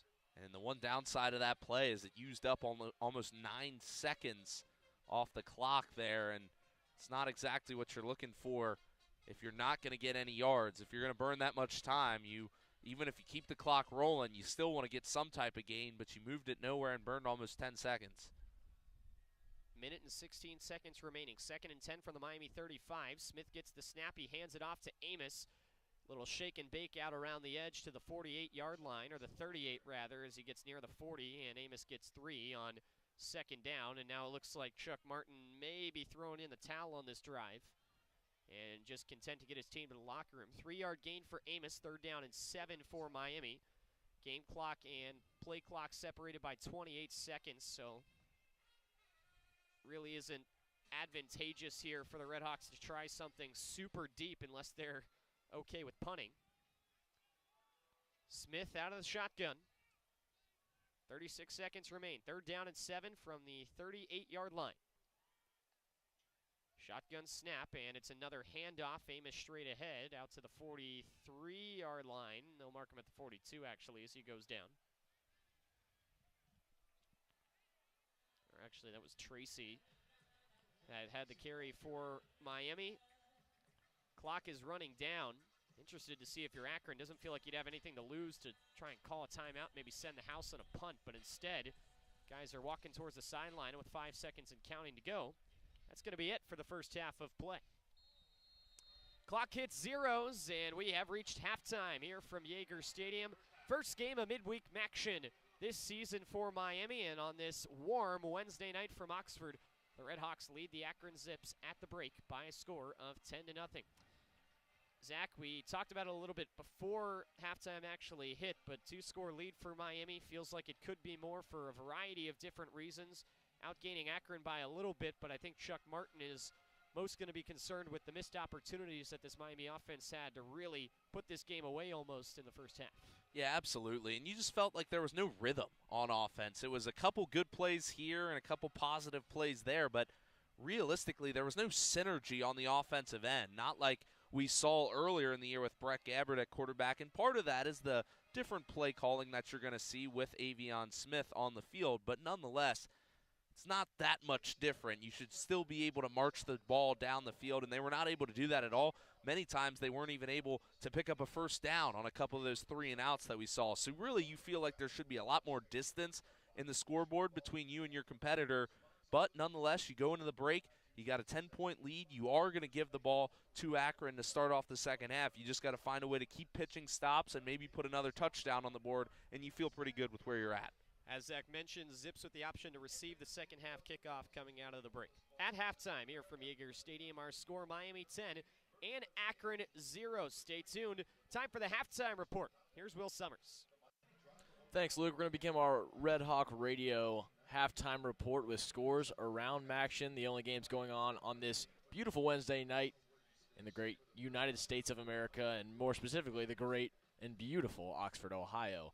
We'll start off with our game right here at Yager Stadium with the Miami RedHawks taking on the Akron Zips. Really a great drive for Miami to start off on the back of a 40-yard run by Rashad Amos. That was almost ruled a fumble, recovered by the Zips, but it was looked at under further review. The Zips player was out of bounds as he tried to recover the football. So it stayed with the RedHawks, and the RedHawks took advantage by punching it in on a 1-yard Rashad Amos touchdown. That drive went 9 plays, 75 yards. It was a 5 minutes and 17-second drive, capped off, as mentioned, by the 1-yard touchdown by Rashad Amos. The RedHawks weren't done for the half. Fast forward to the second quarter, a 5-minute and 27-second drive that went 9 plays for 27 yards, capped off by a Graham Nicholson field goal. 35 yards on the field goal for Graham Nicholson. That improves his season total. He's now 18 for 18 from field goals, and that extends his national lead for most field goals made without a miss. That's where we leave off things here at Yager Stadium. It's 10-0 Miami as we head towards the half. Stats for the first half of play: Jeff Undercutt started the game at quarterback for Akron. He went 4 for 10 for 44 yards and an interception. Jeff Undercutt hurt his throwing arm, so he was taken out for Bullock. Bullock went 2 for 6 for 20 yards, did not throw a touchdown. He was sacked 3 total times. Rushing for Akron, Lingard led 5 rushes, 26 yards, long of 8, and he averaged 5.2 yards per carry. Akron receiving, it's been a pretty slow day for the Zips. Gaithings has led all receivers with 3 receptions and 37 yards. For Miami, it's been Avion Smith. Really has had a slow day throwing the ball so far. He's 3 for 8 for 10 yards, no touchdown, long of 6. For rushing for Miami, Rashad Amos has led all rushers with 65 total yards on 11 attempts and 1 touchdown. Rashad Amos, we mentioned the 40-yard rush on the opening drive that was almost ruled a fumble for the Zips, but was overturned, and Miami kept the ball and eventually scored on that drive. Avion Smith really making his mark in the run game so far today. 5 rushes, 41 yards, good enough for 8.2 average on the day. Receiving, it's been a slow day for Miami receivers as well, as Gage Larvin has led Miami receiving. 2 receptions, 9 yards, no touchdowns. Moving on to the other games around Maction, Bowling Green leads Kent State. Kent State really struggling this year. Bowling Green was defeated at Yager Stadium by Miami a couple weeks ago. Bowling Green up big on Kent State to start off that game. Kent State started off scoring with 8:58 left in the first as Glass knocked in a 48-yard field goal, but nothing much went Kent State's way the rest of the half as Bowling Green got on the board with an rushing touchdown for 1 yard. They were not done in the first quarter as Basilak completed a 47-yard bomb to Fannin to end the first quarter with 16 seconds to go. That made it 14-3 Bowling Green.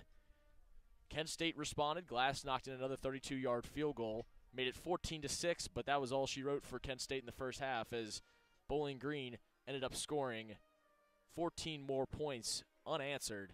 And that's where we leave off things at Kent State's 28-6, Bowling Green on top. Moving over to the Glass Bowl with Toledo taking on Eastern Michigan.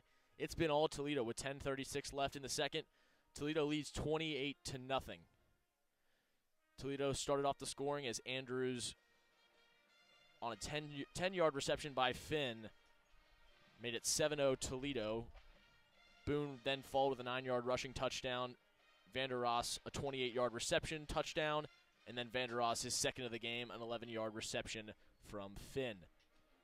So it's been a very eventful Wednesday night across Maction. This is really the only game that is particularly close. 10-0 Miami leads against Akron. Gonna take a quick look at some of the stats around Maction as Bowling Green. We'll go back to the Bowling Green Kent State game. Basilak for Bowling Green, he's 8 for 10, 152 and a touchdown.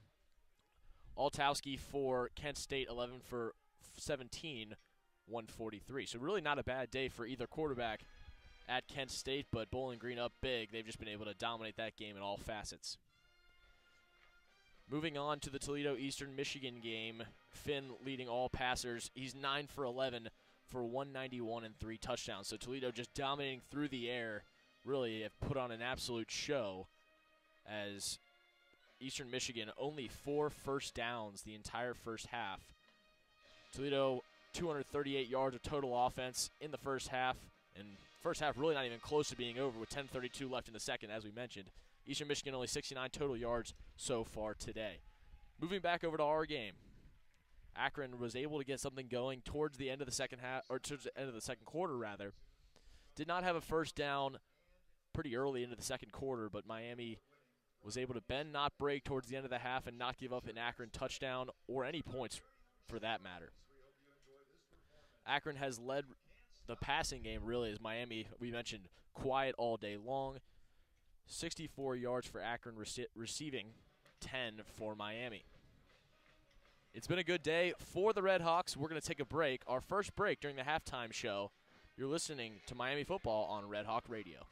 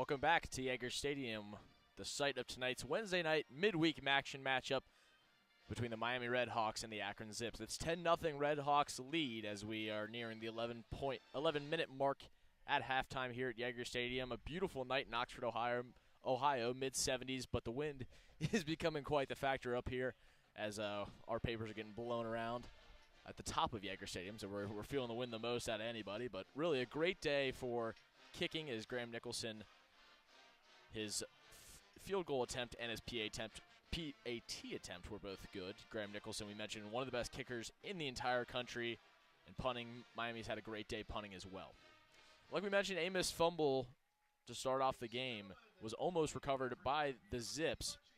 He was ruled out of bounds, so Miami was able to keep possession, and Amos was able to punch it in after the reversal.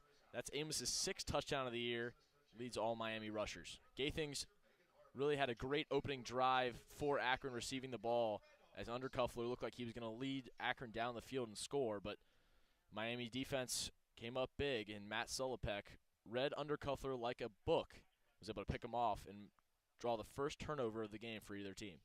Gage Larvin had a big-time catch the next drive, but it was called back after it was reviewed and determined that he was bobbling the ball as he fell out of bounds. McDonald has had a pretty good day punt returning, except for one big-time blunder that was called back as McDonald muffed the punt, but a holding call on the Akron Zips negated that, and a big-time break for the RedHawks as they were able to gain possession once again, and no harm, no foul. Undercuffler was hit as he threw from his own end zone, trying to get Akron out of their own big-time, deep into their own territory. He was hit as he threw, hit on the elbow. He had to come out of the game, and that brought in the backup in Bullock. It's been quite the day for Miami. Miami's defense, as I mentioned, bend don't break mentality, and really with the Akron team playing like they have, nothing much going their way. Really, Miami's done a good job not giving them anything free, especially down the field. They've done a good job in the back end, really staying away from as many penalties as possible. Akron will receive the second half kickoff, so it's going to be big time for the Miami defense to see if they can continue their stout scoreless streak, as Miami's defense played really well the past couple of weeks, as it started really in the game against Bowling Green, as they gave up, it was a shutout for Miami, and then they continued that streak the past couple of weeks, and 6 points given up against Ohio University last week. And it's really just been 16, points given up to Ohio University. 21 points in the Toledo loss, but, I mean, they really weren't helped out at all by the quarterback and Brett Gabbert going down. Western Michigan, they gave up 21 points, and then obviously mentioned the Bowling Green shutout. So the defense for Miami's played really well past couple of weeks. It's really just, can you get this offense on track as we start to near really the home stretch of this season and try to get as close as we can to Michigan and Detroit and try to get to another MAC championship game, and hopefully, you know, if everything goes right, maybe even a New Year's Six Bowl, fingers crossed. We mentioned Toledo winning big time over Eastern Michigan in the first half of their game. But still with 8:30 left, Toledo leads 28-0.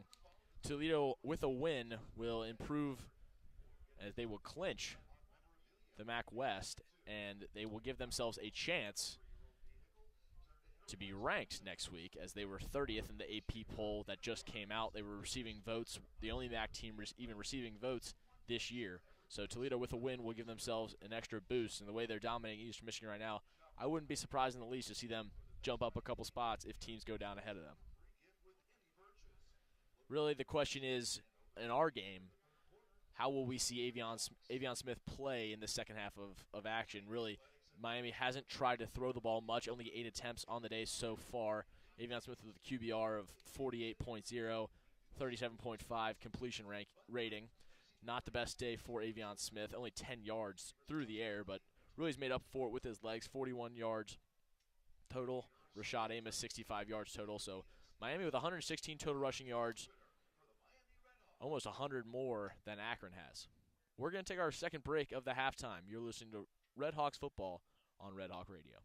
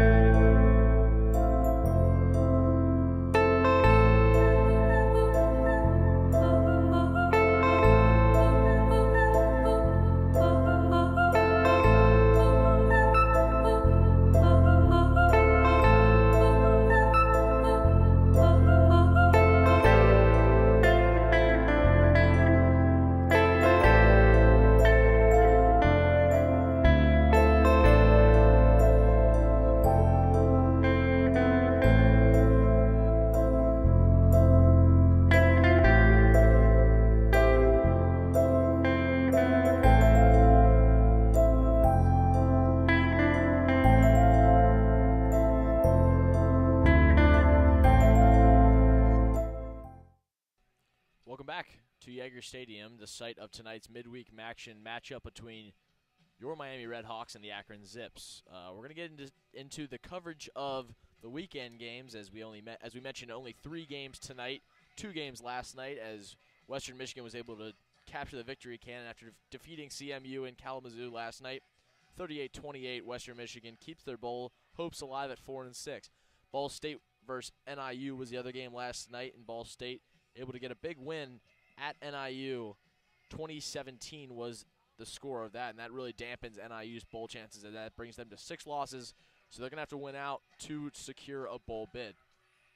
Tonight we mentioned Kent State, Bowling Green up big, and then Toledo hosting EMU, and then Toledo also up big. Local games this weekend, Kentucky will play host to number 8 Alabama at 12 o'clock on Saturday. That one's going to be a huge matchup for big-time SEC implications if Kentucky is able to pull off an upset, but you never know. The way Kentucky played against Georgia a couple weeks ago, I'd probably take the Crimson Tide in that matchup. Louisville hosts Virginia. Louisville ranked number 11 in the latest college football playoff. That'd be a 7:30 kickoff in Louisville, so that'd be quite the game, as Louisville having one of their best seasons in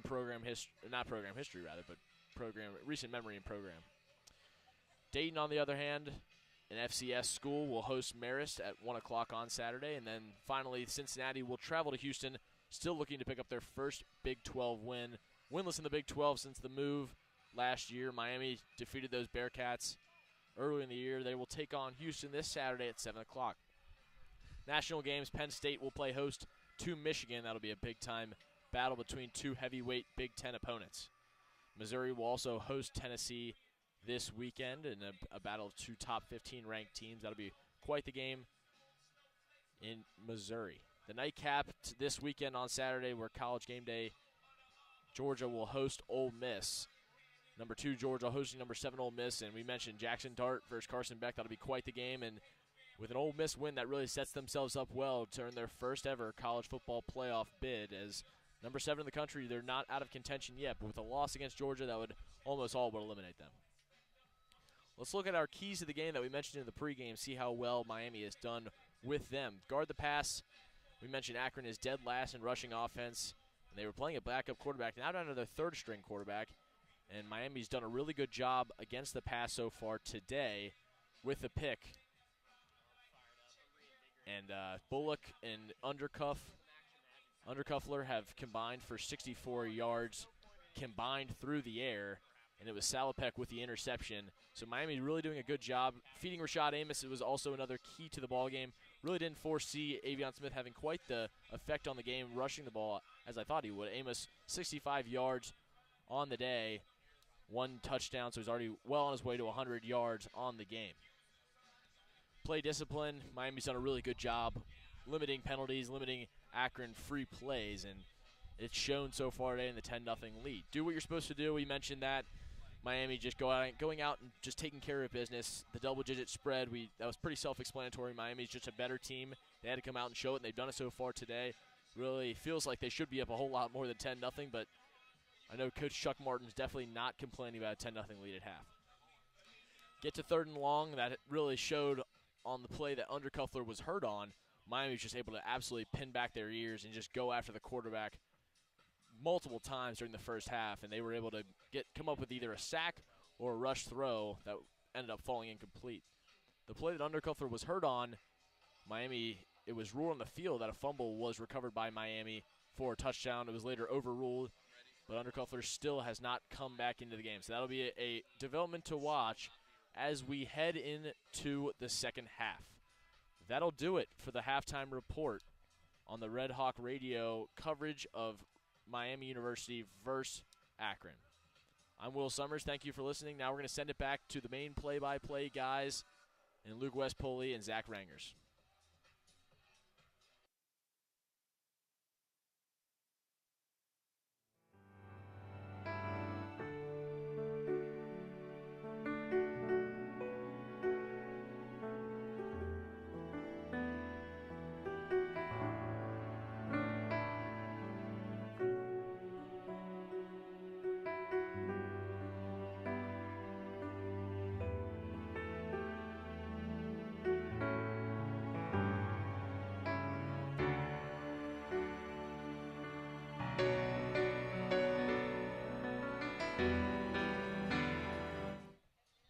Wes Poley and Zach Rengers back with you. Second half coming up here from Yager Stadium with the Miami RedHawks leading the Akron Zips 10-0 at the break. Miami's going to kick this ball back to Akron to begin this second half.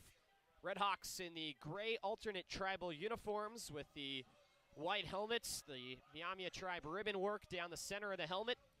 And they will move right to left in quarter number 3. Akron with the white jerseys and tan helmets, tan pants, and blue accents for the Zips here on the road. RedHawk defense has done a good job stifling Akron throughout this first half. Akron, about halfway through that first half, had their quarterback go down. Jeff Undercuffler sustained a throwing arm injury and was replaced by Taj Bullock. He was throwing right before the halftime break. We'll see who comes out on this drive for Akron. Graham Nicholson has kicked the ball away off the tee on the left hash, and it flies out the back of the end zone for a touchback. Akron will start from their own 25-yard line here on offense. Zips in the first half, 92 yards of total offense. They got into Miami territory one time and turned it over, then got into Miami territory again from later on. 5 first downs in that first half for the Zips, but they were largely unable to move the ball. Luckily, though, for Akron, we now see Jeff Undercuffler walking back out to the field.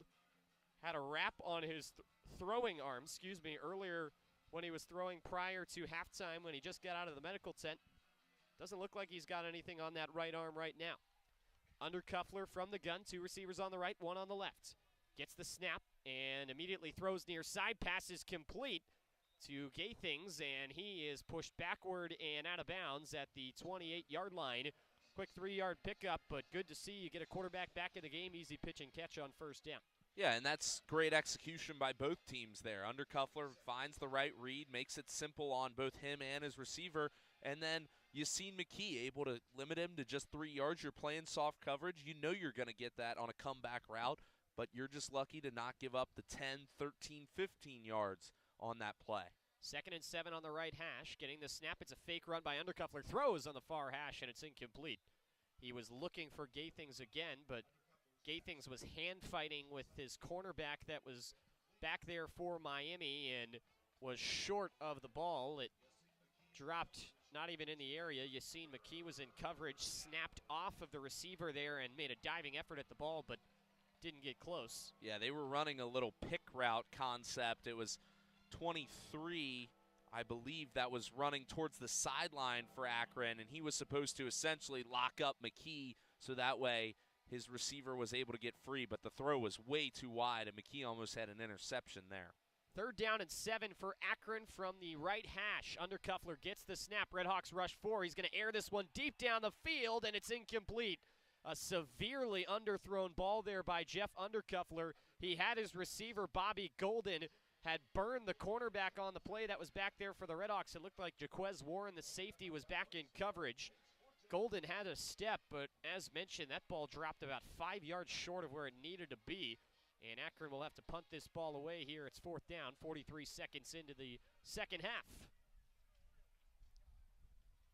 Yeah, great execution on that drive. Like I said, the only positive play that they had was that first down, and Miami was giving them those yards on first down.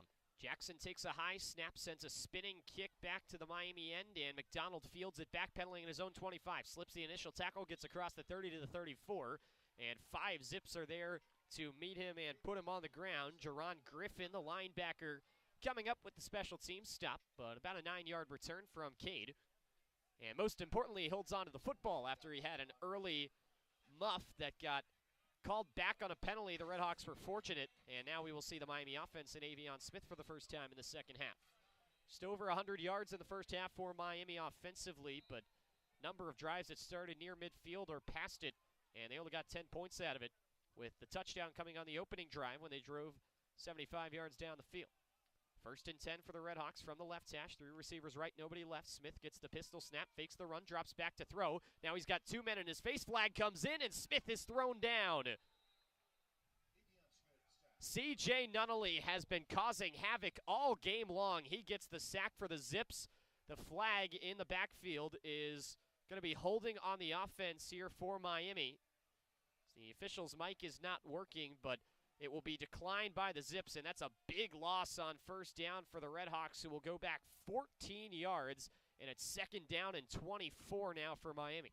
Yeah, and that was a terrible play by Avion Smith. Simply put, if you're going to drop back that far, you got to find a way to get out of the pocket and throw it to the sidelines. And if you're going to keep the play alive that long, you better have someone downfield. He didn't have anyone downfield and just kind of kept looking down there without getting out of the pocket, and eventually just took the sack 14 yards behind the line of scrimmage. That's a drive killer, and realistically, they're just going to go conservative the rest of this drive. Smith out of the gun. 3 receivers tight to the formation, 2 on the left side, 1 on the right. Gets the shotgun snap and hands it off to Amos, who will truck up the middle for a few yards and push out to the 23-yard line. Amos gains 3. It is not super significant in the grand scheme of things, as Miami now set up against a 3rd down and 21. See what the RedHawks do here. Miami was 3 for 8 in the first half on 3rd downs. Were 2 for their first 2, but it was a struggle down the stretch, and that can kind of be said for Miami holistically in terms of offense. 5 wide for the RedHawks, 3 on the right side, 2 on the left, and an empty set for Smith. His team up 10-0, 2 minutes into the second half. Clapped his hands, now looks to the sideline. Smith dries his hands. Akron showing tons of pressure. Now they'll drop it back. Smith gets the snap. It's a draw play. He's going to run it straight up the middle, out across the 30, trying to dodge outside, but he is swarmed and tackled at the 32-yard line of Akron, well short of the first down, well short even of the original spot, as Smith will get 9 on 3rd down, but it's 4th and 12 for Miami, and Alec Bevelheimer comes out along with the rest of the punt team. Yeah, and a drive killer there on first down, and that's the unfortunate reality of this Miami offense, is that it just doesn't seem like the big play potential is there at all unless the running back busts off a 40-plus yard run on an up-the-gut run. It's just not really what you expect from this offense now, so a big drop back and sack like that kills a drive. Bevelheimer's kick is away, and it sends the returner, Bobby Golden, way back inside his own 10-yard line where he receives it, gets a couple of yards, but he gets crushed at the 8-yard line of Akron. Got out to the 9, but another beauty from Alec Bevelheimer, and special teams continuing to bail out this Miami offense. Yeah, that was an unreal kick there. Thought it might have a chance to actually get over the head of the receiver and bounce in the end zone for a touchback, and if he didn't field that ball, it would have done just that from all the way back deep in his own territory. Alec Bevelheimer, have yourself a night. Officially a 60-yard punt by Alec Bevelheimer. What a day, and it seems like he's well in line to win another MAC East Special Teams Player of the Week award. We've reached immediate timeout. We'll step aside from Yager Stadium. 12:03 to go in the 3rd quarter. Our score, Miami 10 and Akron 0. You're listening to Midweek Maction. It's Miami football on Red Hawk Radio.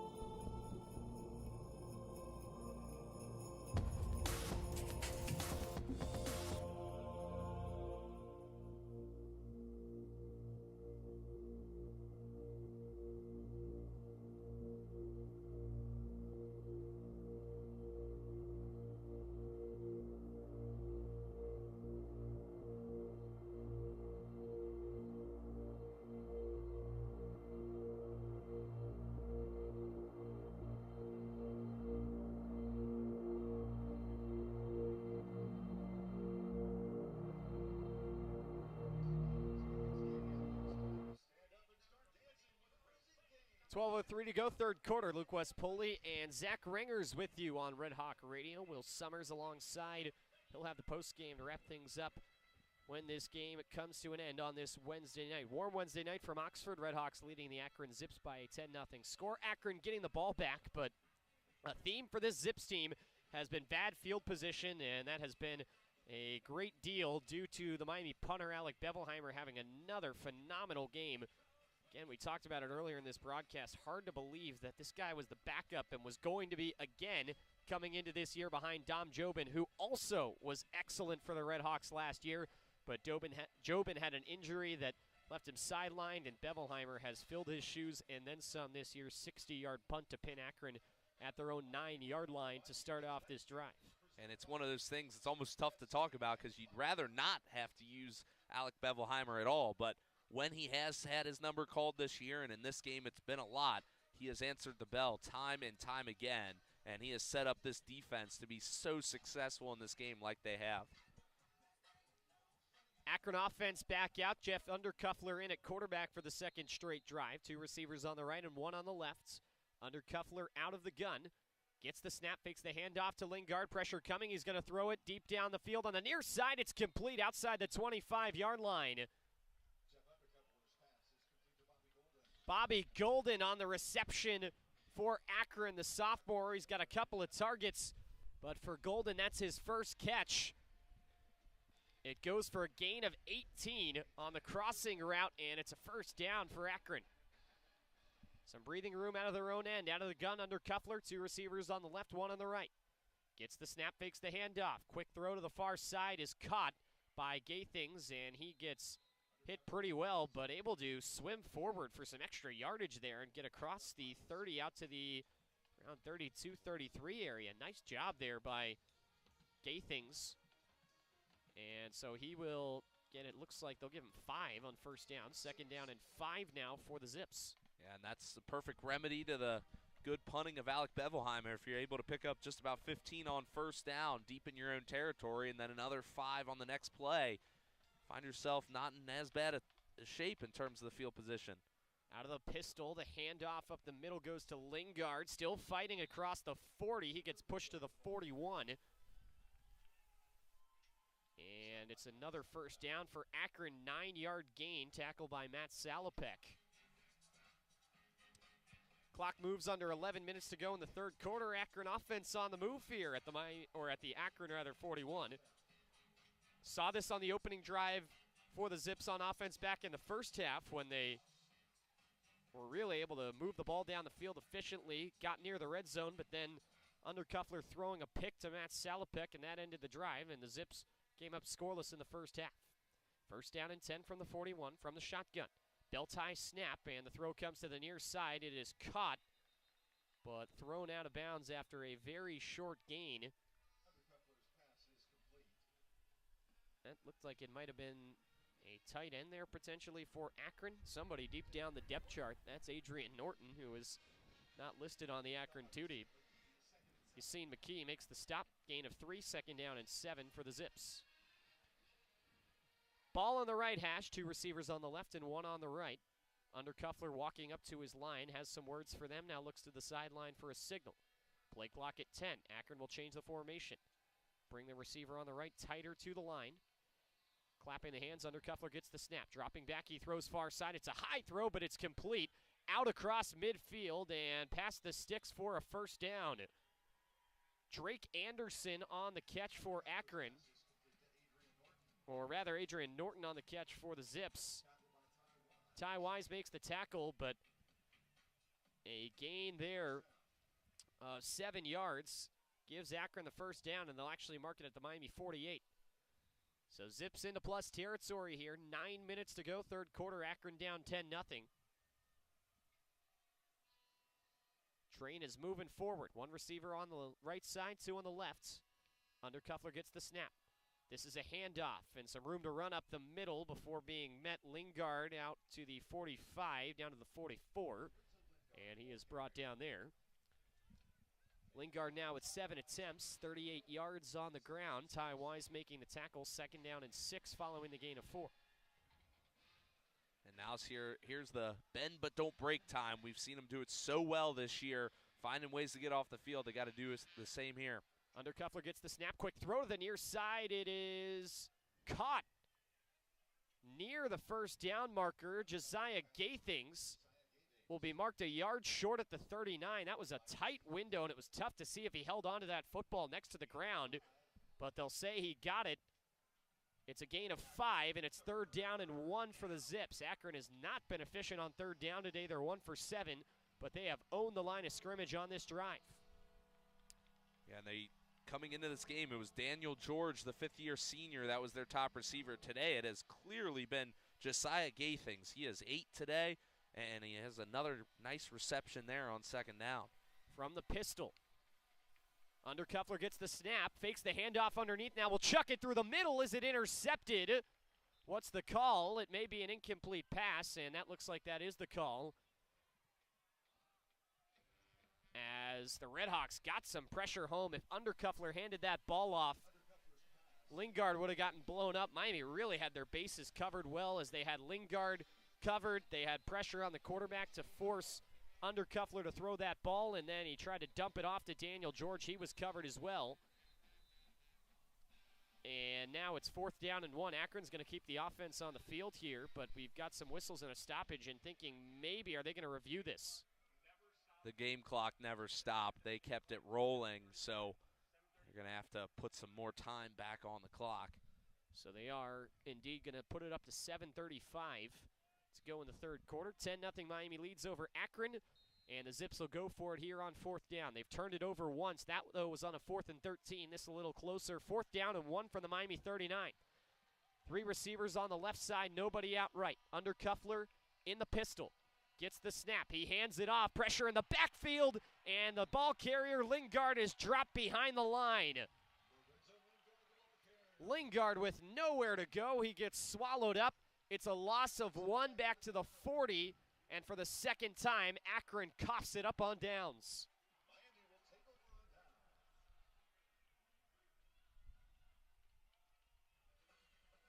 Another bailout play by this Miami defense, and it's bend but don't break all the way. 2 drives for Akron that have had life all game long.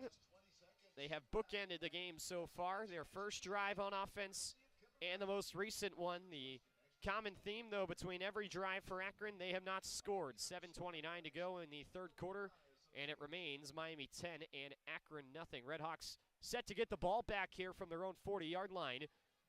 Avion Smith throwing it along the near sideline. You just wonder what kind of adjustments are going to come out of this Miami offense. Was talking a little bit with Randy Hollowell at the halftime break, who was the former sideline reporter on radio for Miami. Now he does some in-house PA for the RedHawks, but kind of brought up a good point of that the RedHawks lost Jack Coldiron for the season in their opener, and since have not really had a real tight end threat in terms of receiving. They use Luke Bolden a little bit as a blocking tight end, as well as Nate Mersch, but they don't target tight ends a whole lot. It feels like Avion Smith could use something like that right now, just an easy target that he can find for completions and kind of a safety valve. Smith has looked like he's been in a little bit of a panic at times, Zach, when dropping back to pass tonight. Yeah, and with a quarterback like Brett Gabbert in the pocket, that's not a huge issue not to have those easy checkdowns, because obviously the arm talent is there. He's such an exposed veteran in the pocket that he's really not going to see a look that he hasn't seen in some way, shape, or form before. So you're not worried about him having to throw from the near side hash to the far side numbers. He's just that talented. But with a guy like Avion Smith, who has struggled so mightily to get in any type of rhythm, you're absolutely right. You'd love to have just a dump down seam route where you're looking in a zone coverage and you're just trying to find the gap in that zone. Those are the easiest completions and the easiest reads for young quarterbacks. And with him not having that at all, really, it struggles and it shows your hand to the defense when you bring in a guy like Luke Bolden, who inevitably is going to be blocking on that play. Smith so far 3 for 8 for 10 yards. Miami has done pretty much all their work on the ground. Gage Larvin 2 receptions for 9 yards. Kevin Davis 1 reception for 1 yard, but not really a whole lot for Miami so far. Ball is on the 40-yard line of the RedHawks' own end of the field, in between the 2 hashes. Offense is back out. 7:29 to go, third quarter. RedHawks leading the Akron Zips 10-0. 2 receivers left, 1 to the right for Smith. Out of the gun. Gets the snap, looking to throw on first down. Complete to Larvin. He'll race ahead past the 50-yard line, and Larvin gets out of bounds into Akron territory at the 48. And just when we were talking about easy completions and quick hitters, Gage Larvin with a play in space, a gain of 12 and a first down. Yeah, and we really haven't seen enough of that today. Thinking from memory, we might have seen 1 or 2 similar plays, but it has not been any of those spot screens where Larvin just kind of sets up like a big man on the block, and he just throws it right out to him. Those are the easiest completions, and that's what Miami needs to target. Pistol formation for Smith. Ball on the left hash. 2 receivers right, 1 to the left. That's Gage Larvidan along the bottom of the field. Smith moving into the shotgun. And he'll get the snap and hand this one off. This is Kevin Davis. Nowhere to run as he is swarmed at the line of scrimmage and stood up at the 48-yard line, right where the line of scrimmage was. It'll go for no gain on first down. 2nd and 10 coming up for the RedHawks as Miami still trying to get someone other than Rashad Amos going in the run game. Avion Smith with 50 yards at the Miami quarterbacking position, but outside of Amos and Smith, only 11 yards on the ground for the other backs that Miami uses, as they normally use a lot of them, going 4, 5, even 6 deep sometimes in the running back depth chart. 6:18 to go in the third quarter. Shotgun snap for Smith, and he'll dump this one off, and it falls incomplete. Good coverage provided on the play as Smith was looking for Davis. And he got hit really hard on the tail end of that play on a low throw by Terrence Thomas for Akron. It falls incomplete. Clock stopped with 6:12 to go in the third. Miami leading 10-0, and the RedHawks facing a third down. They're 3 for 9 tonight. Almost an advantageous drop, because with those big hits where you see the safety crashing down, you almost wonder if they are going to fumble it right away with that big hit. So almost lucky that he didn't catch that one. 2 receivers left, 3 to the right. Smith gets the snap, immediately rolling to the far side, throws, it's complete. Along the far sideline, short of the sticks to, believe, Larvidan. It is Larvidan out to the 40-yard line, who got out of bounds. Darian Lewis back in coverage, forced him out of bounds, and it is 4th down and 2 now for the RedHawks from the Akron 40-yard line. Would be a very long field goal from here, but really no point in kicking. It feels like at this point you might as well just try and go for this, and Miami will. And an unfortunate bobble. Larvidan was unable to cut up field, had to kind of stop in his tracks. Would have had an easy first down without that bobble, but unable to corral it and had to kind of just go out of bounds. Trips left, empty set for Smith, dropping back to pass, facing pressure. He gets spun around. Smith escapes. Now he'll run to the far side, trying to direct traffic. He throws, and it's incomplete. He was looking right at the sticks. Players were just kind of scrambling all over the field. Kevin Davis was the intended target. But Davis had his momentum going one way towards the sideline. The throw came the other way towards the middle of the field, and he couldn't come up with it. And Miami turns it over on downs at the Akron 40-yard line with 5:40 to go in the third. RedHawks leading at 10-0, but Miami gives it away there, and interesting play call there, Zach. Don't know if that was maybe a draw play for Avion Smith, who initially looked to throw, but the pressure got to him so quickly that you couldn't tell if it was actually designed to be a pass or just a draw there. But Smith just had to run for his life and try to make something happen. Unfortunately for him, he couldn't connect with Kevin Davis, and Miami will give the ball up. Yeah, and you would almost have to think that that was a draw for the quarterback there, just with the inconsistencies in the passing game. You wouldn't expect on a 4th and 2 to see a design throw for the quarterback. So I would expect that that was just kind of a busted play, and he was trying to make something happen. Not bad playmaking skills going towards the sideline, trying to direct some traffic, but there was still just a lot of traffic in front of him and was unable to connect with one of his receivers going to the sideline. 5:40 to go in the third quarter, and Miami leading Akron 10-0, but another drive that starts with good field position that fails to come up with any points for the RedHawks, and Akron will have it back. Talked a lot about the struggles of this Miami offense today. The defense has been good, which is obviously a highlight for this RedHawk team, but now you look over to the Akron side. We've had a very Miami-centric view, of course, on this game, but even though it feels like the RedHawks might be disappointed with how things are going, I don't think Akron is too thrilled either. They're down only 2 scores, which I think they'd appreciate, but just really have not gotten it done on the offensive end so far. Only crossed midfield a few times, and every time it's some form of roadblock, whether it be turnover or just not being able to move the ball. Begs the question, what changes here for the Zips as this game goes along? Yeah, and there's just really been nothing they can hang their hat on today. They haven't ran the ball well at all, only 40 yards on the ground. They've passed it better than Miami has, but that's not saying very much, as Miami only has 30 yards in the passing game. So you really just got to go and try to put together a drive that doesn't stall out at around the 35-yard line of Miami. They have gotten into Miami territory, but once again, we've talked about it time and time again this year. This is a team that is built for the bend but don't break mindset. They have had so many times they've either been able to get off the field or just force the other team to kick a field goal. So you don't really have much that you can hang your hat on, and you're definitely starting to hit the panic button if you're Akron. Although there is still a whole quarter and then 5 minutes and 40 seconds, you just don't have any momentum that you can build on right now. You got to try to build some momentum yourself on this drive. You take a shot here at some point on this drive, try to go down the field. They haven't done it much. If Jeff Undercuffler is up to snuff right now in terms of his health, I would think so. But you always have to wonder, coming off the sideline with that upper body injury earlier, if he's ready to do that. 1st and 10 Akron from the 40. Undercuffler gets the shotgun snap, pump fakes to the right side, now throws there going up, and it is caught. Are they going to say inbounds? Yes, they are. At the 42-yard line, Josiah Gathings, wow, he rose up to make that catch. That's an excellent play to get into Miami territory. It's a gain of 19 down to the Miami 41, 1st and 10 Akron. Yeah, and it was great coverage by McKee to that point, and then the ball got there, and he just kind of dove out of the way, it seemed like. Had to stay with him just a couple seconds longer. Undercuffler gets the snap. It's a handoff underneath for Lingard. Gets across the line, trying to bounce it left. He is dropped at the 39.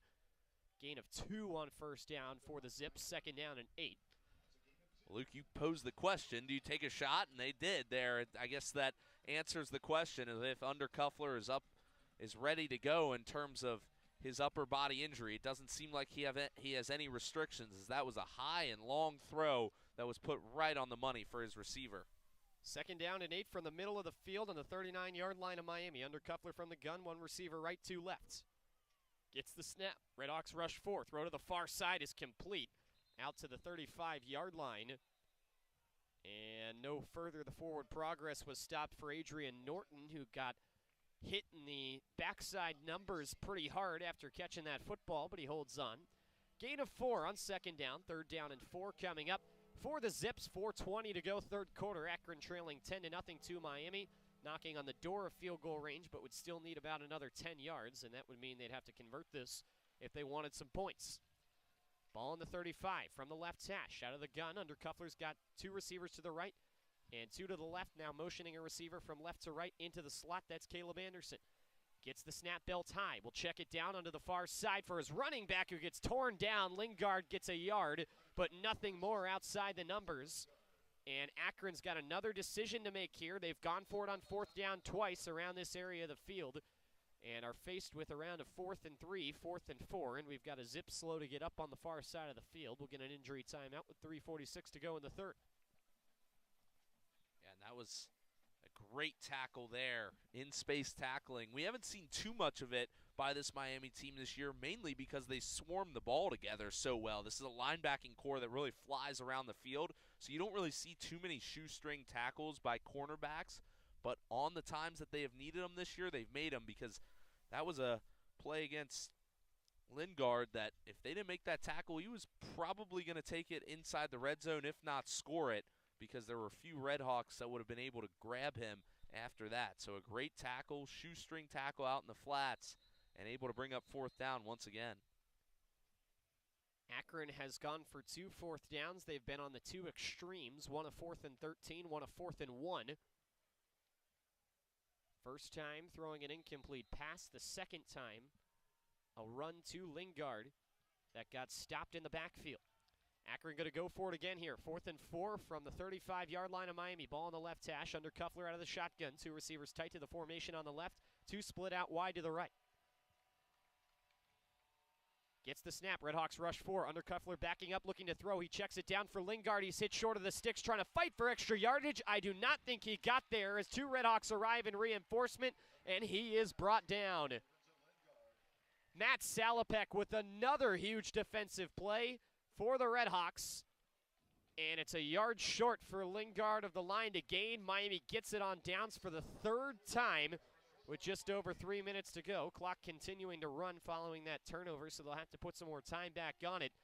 But, man, this Miami defense is on another level right now, Zach. Yeah, they've picking up the slack and then some, pretty much putting this Miami offense, who has been stagnant at best in this game, on their back. And it's a 10-0 game, and realistically it's only 2 scores, but it hasn't felt close at all with the stalwart defense that we've seen from this Miami defensive unit. Time and time again, they've gotten off the field. We see it there. They get a clutch 4th down stop, and Avion Smith and company back out on the field. 3:21 to go, third quarter, 10-0 Miami. RedHawk offense working from their own 32. Ball on the right hash. Smith out of the shotgun. 2 receivers close to the formation on the left side, 1 to the right. Smith's got a running back on his right hip. Smith will motion a receiver from left to right. Gets the snap, fakes the run. Now he's going to take a heave deep down the field. It falls incomplete, but a flag comes in.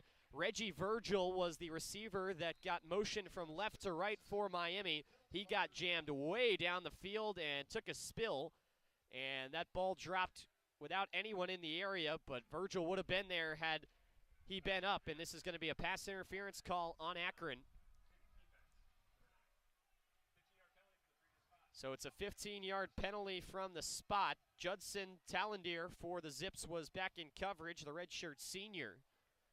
One of many recruits from the state of Maryland for Joe Moorhead, but just got a little bit too physical too early on in the route there for Reggie Virgil. And Miami gets the 15 yards up to the 47 in their own territory. Nothing like a DPI that can invigorate your passing game, and that's the one thing with Avion Smith. Although he is primarily a runner, he has a very talented arm and can get it downfield. Smith gets the snap on 1st and 10, fakes the run, and now throws it near side, incomplete for, looks like, Larvidin, who is holding his right leg as he runs out of bounds and now collapses down to his knees on the Miami sideline. That is not a good sign for Gage Larvidin. Miami will quickly make a sub for him as Miles Marshall comes on. Incomplete pass with 3:11 to go in the third. Miami leading 10-0. 2nd down and 10 from their own 47. Smith from the gun on the right hash. Claps once, now looks to the sideline. Avion 5 for 13 for 30 yards. Talks to his offensive line. Now he gets the snap. This is a handoff up the middle. Amos got tripped up in the backfield, stumbled forward, and then got his forward progress stopped and pushed backward. And the RedHawk sideline looking for a penalty as he got thrown down really hard on the end of that play after the whistle had blown by Jerron Griffin. But a clean tackle, and they will give 2 yards on the carry. 3rd down and 8 coming up here for the RedHawks, as it's officially no gain on the play. This feels like a must-get, Luke. You're going to give that defense more time on the sideline, and you want to sustain this drive. Smith dropping back. He's going to check this one down to Davis. 2 flags in the offensive backfield. Davis gets to the 45, but no further. 2 Zips back there in coverage that got right to him quickly. Corey Thomas, the safety, one of the 2.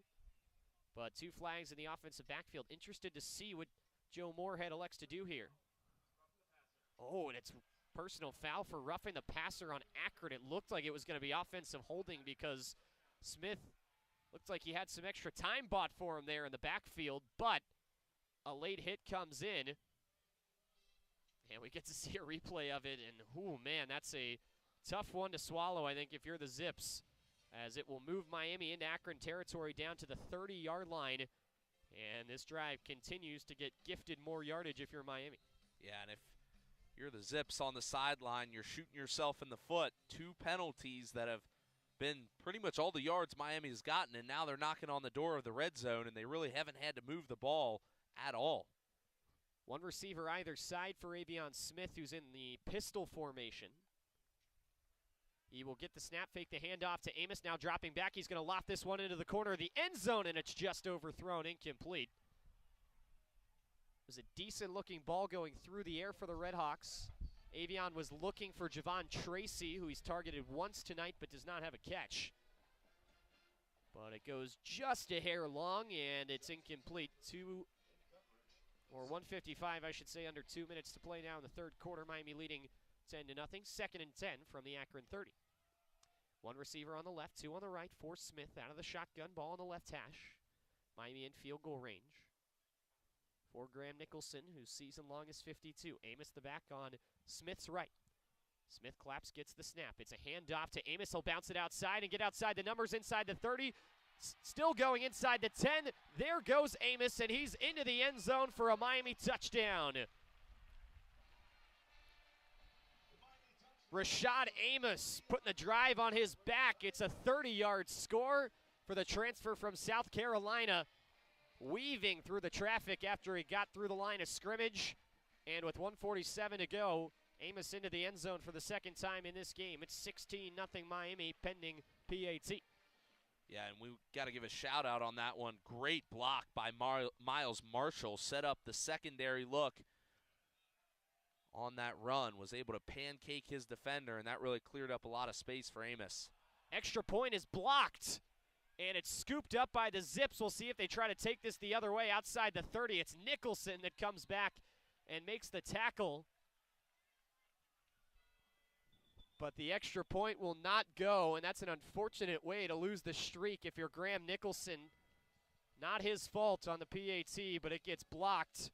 And so Miami will have to settle for a 16-0 lead with 1:47 to go in the third quarter. There is a flag on the far side of the field, and the officials were talking to Chuck Martin just a moment ago. This flag is nowhere near really anything. It's over on the Akron sideline at the 30-yard line.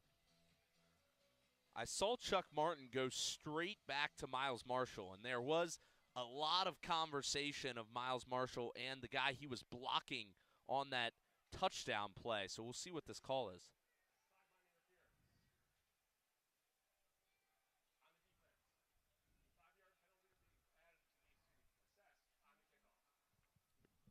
It's after the play, sideline interference on Akron. They've already been warned on the sidelines once today, and so it's a 5-yard penalty on the kickoff, so the block stands. And with 1:47 to go, it is a 16-0 ball game with Miami in front of Akron. And Miami will kick this one off from the 40-yard line as if Graham Nicholson needs any more space to try and kick this out the end zone.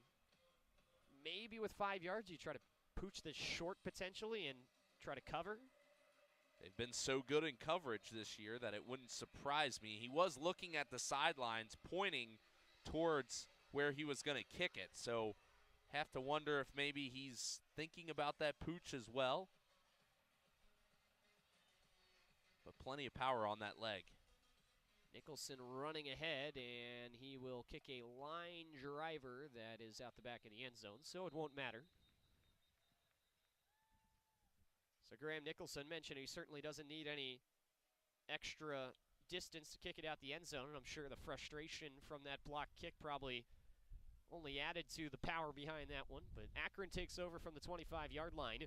1:47 to go, third quarter. 16-0 Miami leads over the Zips after a drive that got really helped out by some Akron penalties. An early PI call got Miami near midfield, and then a roughing the passer call on third down that gave Miami an automatic first down, and a 30-yard run by Rashad Amos to cap off the drive.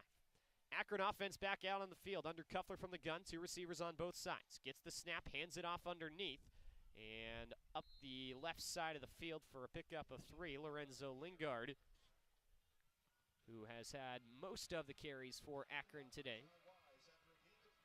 Only man they've used out of the backfield. Only other two players with rushing yards are the two quarterbacks they've used, Taj Bullock and Jeff Undercuffler. Pickup of 3, second down and 7 from the 28 with the ball on the left hash. Undercuffler gets another shotgun snap. Dropping back, time to throw. Now pressure comes, and he is put down. Pressure came late, and it was Austin Ertl for Miami that got into the backfield. He records the sack. It's been a sack fest for the Miami defense. That's now their 6th of the game. And it's third down and 18 here for Akron with 50 seconds to go in the third quarter, down 16. And the question becomes now, Luke, are you going to bring pressure again to try to get them either even deeper in their own territory, set up a potential block for a score or a safety here? That's what you would have on your mind if you're bringing pressure. Undercuffler gets a shotgun snap. He's going to check this one down for Lingard running up the left side. He gets 1 yard beyond the line of scrimmage and is pulled down there. Lingard gets out to around the 19-yard line. Yassine McKee on the tackle, and it's 4th down. Akron will have to punt this. They do not have to run another play in the 3rd quarter as the clock is running down and play clock is no longer a factor. Miami sends Cade McDonald back to return this punt, but it does not look like Akron is going to kick this away. They're lined up, but with 1 second left and now 0, there will be no snap. And the 3rd quarter comes to an end. So Miami picks up 1 score in the 3rd off the 30-yard touchdown by Rashad Amos. The extra point gets blocked, so the RedHawks, after 3 quarters of play, lead it by a score of 16-0.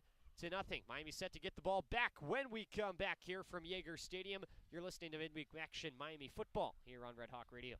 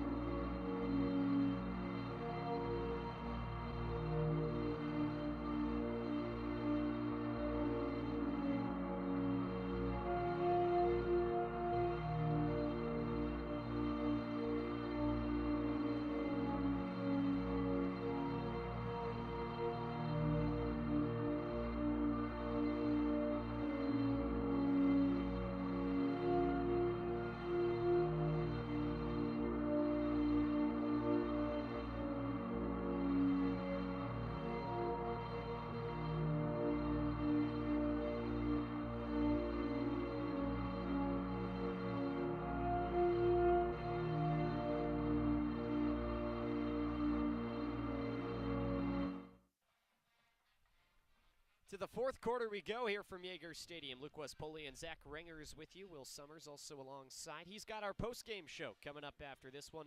He'll wrap this one up, and we will preview next week's action as Miami takes on Buffalo here next Wednesday night, November 15th, 7 o'clock kick, 6:30 pregame here on Red Hawk Radio following a packed weekend of Red Hawk Radio action. Hockey on Friday night. Miami and Colorado College do battle. 6:35 pregame, 7:05 puck drop on Friday, and then on Saturday, doubleheader as a 10:30 pregame and 11 o'clock tip-off for the Miami men's basketball team in their home opener against Texas State in the Max Sun Belt Challenge. And the nightcap, 6:35 pregame, 7:05 puck drop for the series finale between Miami and Colorado College. Akron offense back out onto the field, or I should say the punt team getting ready to punt this ball away. 15 minutes to go, Miami leading Akron 16-0. Cade McDonald back on the Miami 35-yard line. Dante Jackson getting set to boot this one away from his own 5 for Akron. The rush nearly gets there, and Jackson's kick falls short of McDonald. It takes a hop right at the 45-yard line of Miami and goes straight sideways out of bounds. Second time the RedHawks have almost blocked a kick. And the second time that it has certainly affected the kick, as it will go out of bounds, and Miami will start with good field position. 8 seconds into the 4th quarter. RedHawks can kind of go for the kill shot here, Zach, with 14:52 to go if you can punch it into the end zone. But that's been a big if, even with as good field position as Miami's got. They've had it pretty much all game, and it's been a bit of a struggle. Yeah, I guess the warm weather's got you thinking summer with the Red Sox call there. But, yeah, the RedHawks looking to punch it in here, and they desperately need something in terms of momentum. Smith on first down, fakes the handoff, and the end around will keep himself and run up the middle to the 49-yard line. Gain of 4 on first down. Antavius Fish on the tackle for Akron. Second down and 6 coming up for the RedHawks, who will bring Rashad Amos back in after Kenny Tracy was in it back on the last play. Amos so far 13 attempts, 98 yards, and 2 touchdowns for Miami. Smith through the air, 6 completions on 15 attempts for 36 yards. Twins on the right, 1 receiver on the left for Smith. Out of the shotgun, Amos on his left side. Smith claps and gets the snap. It is a handoff to Rashad Amos. He'll bounce it out the left side, and Amos gets out of the gate across the 40 and will be forced out of bounds by 2 zips inside the 35-yard line down to the 33. Brian McCoy was the one who rushed him out of bounds, but Rashad Amos with another burst of speed to get Miami into Akron territory. It's a RedHawk first down, 1 minute and 5 seconds into this fourth quarter. And that's just what the doctor ordered there. A little burst of speed from Rashad Amos moves them well into Akron territory, and now they're knocking on the door trying to find a way to punch another one in to really put this game out of reach. Smith looks to the sideline, 2 receivers on the right and 1 on the left with him out of the gun. Ball on the left hash. Smith gets the snap, looking to throw on the right side. Now he'll hold and keep running to the right. Smith lowers the shoulder and takes a hit at the 31-yard line. That's where he goes down. Pickup of 2 on first down, and Tavius Fish again on the tackle for Akron. Gain of 2, second down and 8 coming up from the right hash for Miami, who's approaching field goal range. Yeah, and he got drilled on that one there. That was a design quarterback keeper, just was a faked even look down the sideline at a read there, was going to keep that the whole way, and he paid the price as Antavius Fish, the junior, was not surprised by it at all. He was loading up and ready to drill him on that run. Smith motions Kevin Davis from right to left, fakes the run, keeps it himself, running up the middle. He gets stood up at the 27-yard line of Akron, and that's where his forward progress is called. So that's a gain of 4 on second and 8, sets up a third down and 4 for Miami. Fish again on the tackle for Akron.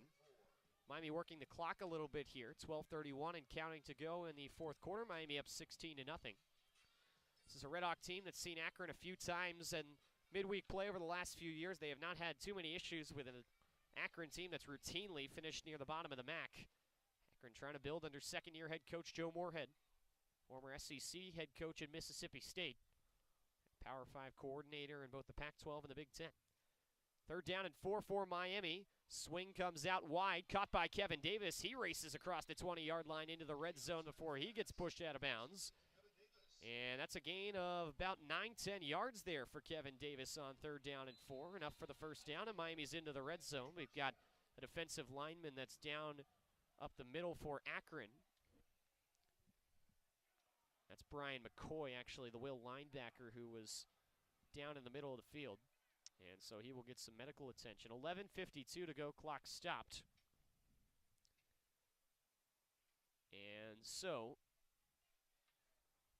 they will take immediate timeout for the injured player. We'll stay here for now as we've got 11:52 once again to go in our fourth quarter.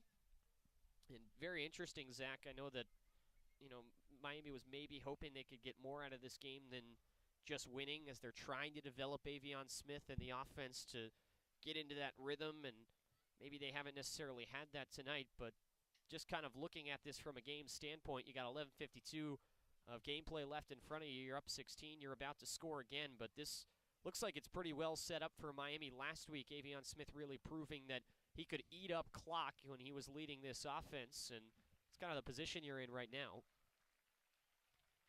Ball on the 19-yard line here for the RedHawks, and injured player is helped to his feet. Yeah, and if you're Miami now, you're checking into the mindset of the first 3 quarters, you're trying to get Avion Smith going in any way, shape, or form. Really, the only momentum he had was the one defensive PI that he got drawn with a deep throw down the sideline. But you're moving on to now you're just trying to eat up clock. And like you said, he's proved last week that he is at least a good enough game manager to just do that and win a game for you. He's not going to lose it down the stretch doing anything crazy. Knows his role, able to just run out this clock. So we're probably not going to see another throw unless we get into a third and long situation. there's not really going to be many throws from Avion Smith left in this game. So you didn't really get to hit that goal of trying to develop him as a passer more tonight, but nonetheless, you got to turn the page to next week. And the bottom line is, Luke, even though you haven't developed him as a passer maybe the way you wanted to, you're still winning games, even with him just kind of being a game manager that can run the ball on first down. If that's at the end of the day, if that's all he is, but you're winning games, you're not too mad about that, especially if it gets you all the way to Detroit. Yeah, Chuck Martin talked about it a little bit with Avion Smith and said he's a guy that just fights and wins. And, you know, it's certainly not as flashy as Brett Gabbert. You know, the Brett Gabbert-led offense was fun to watch. I don't know if the title still holds its full vigor with the offense that Miami currently runs now with Gabbert out, but they're getting it done. They're winning football games, and that's, at the end of the day, what matters most. 16-0 RedHawks. They've got it in the Akron red zone. Ball on the 19-yard line. Clock moving once again following the injury timeout as we're under 12 minutes to play with Miami on top by 16. RedHawks in the huddle, 1st and 10 from the left hash, as RedHawks do not formally huddle like that very often, but they are in the full circle and now will quickly get up to the line. 2 receivers on either side. Smith with an empty set out of the shotgun. Claps his hands and now looks to the sideline. Smith leaning over at the waist. Brings a man in motion. Gets the snap. Fakes the handoff. Steps back. White jersey's in his face. Smith escapes. Still running forward. Now he's gobbled up in the backfield. Back to the 25-yard line. Akron read that like a book. There were 4 guys back there. Smith got away from 2 of them, but it was just too much. They overwhelm him for a loss of 5. And Miami behind the sticks now, 2nd and 15. And that's the one thing you can't afford in this slow play calling where you're going to try to run out the clock is you can't get behind the sticks on first down because you really don't want to throw it and risk potentially stopping the clock with an incompletion. C.J. Nunnally on the sack for Akron. 2 receivers right, 1 left for Smith. Out of the shotgun, gets the snap. He'll run it to the left side for Amos. He gets some help right away as the RedHawks will push him forward for about 2 yards down to the 22. And Amos will pick up 2 yards on 2nd and 15. It's 3rd down and 13 now for the RedHawks. They're well within Graham Nicholson's range at the 22-yard line. This would be a 39-yard field goal. He's already made a 35-yarder today and has had an extra point block. That's his first missed kick of the year. 3rd down and 13. Under 10 minutes to play. Miami leading 16-0. 3 receivers on the right, 1 on the left. Smith in the shotgun. He's got Kenny Tracy to his right. Smith gets a low snap, handles it, swings it out wide. Pass is caught by Joe Wilkins. He'll run across the 15-yard line, but be wrapped up there. First catch of the night for Joe Wilkins Jr. And he picks up 7 yards on 3rd down and 13. 4th and 6 now for the RedHawks, and offense is staying on the field here, at least for now. Be 4th down and 6 from here as they'll work this clock a little bit, and now the field goal team coming up.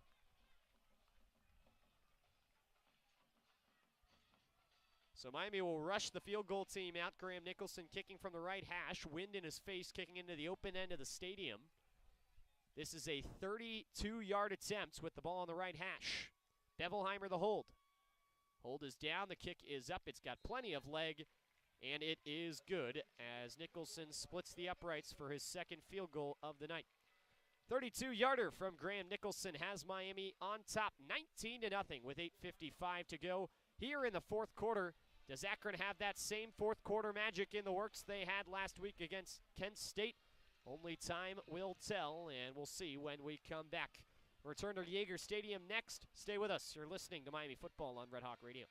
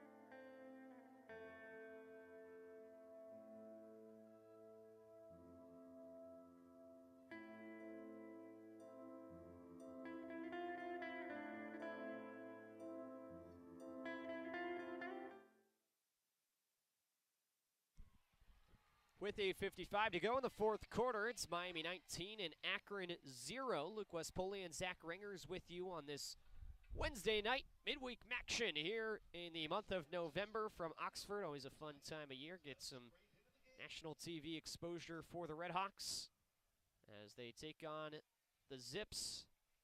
Miami's been a little more familiar with national TV this year than traditionally. The opener against the University of Miami was nationally televised. Normally the UC game is, but this year it was not. It was on ESPN+.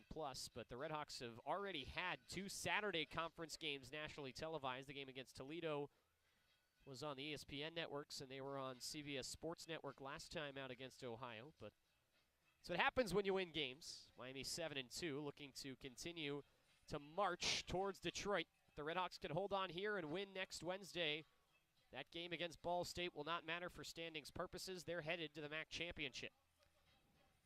Akron set to get the ball back here. Graham Nicholson kicking from left to right after he capped off that last drive with a 32-yard field goal. Nicholson has hit 2 field goals today, each from within 40 yards.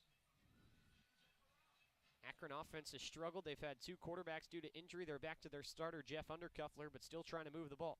Kickoff is away, and it will land 9 yards deep in the end zone for Graham Nicholson, and the offense will start at the 25-yard line for Akron.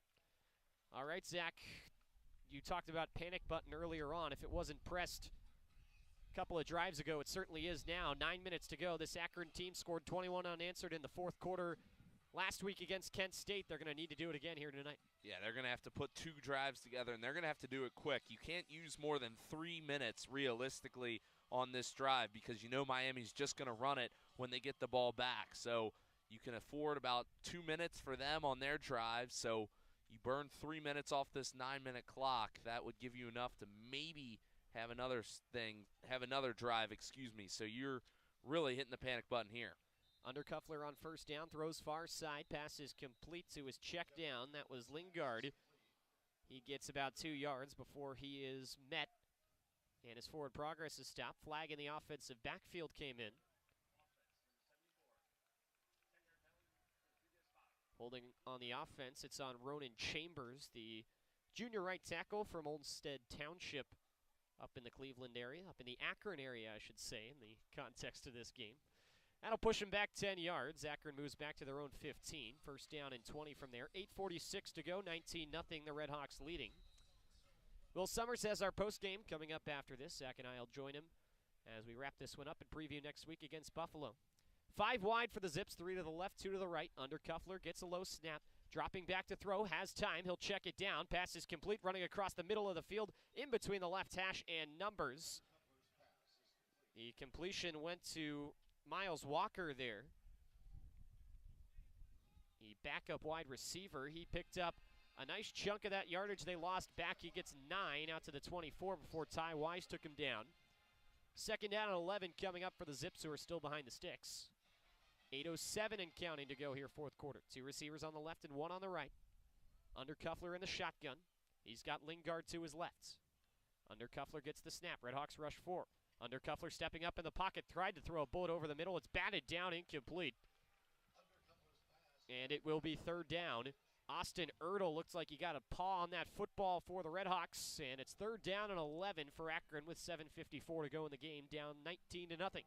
And you see the pressure unit come onto the field, led, of course, by Brian Agu. They're going to send them here, try to get to Undercuffler and see if they can't induce another third down sack to put an emphatic end to this drive for Akron. Akron has been abysmal on third down today, 1 for 10 and also 0 for 3 on fourth. Late downs have not been kind to the Zips. 3 receivers right, 1 to the left. Ball on the left hash. Undercuffler gets the shotgun snap. Back to throw. Looking near side. Throws, and it's incomplete. On the sideline, he was looking for Daniel George, his leading receiver. But the throw was out of bounds, and George didn't even really have a chance to make a play on that ball. Yassine McKee got his hands on it for the RedHawks back in coverage, but he was out of bounds.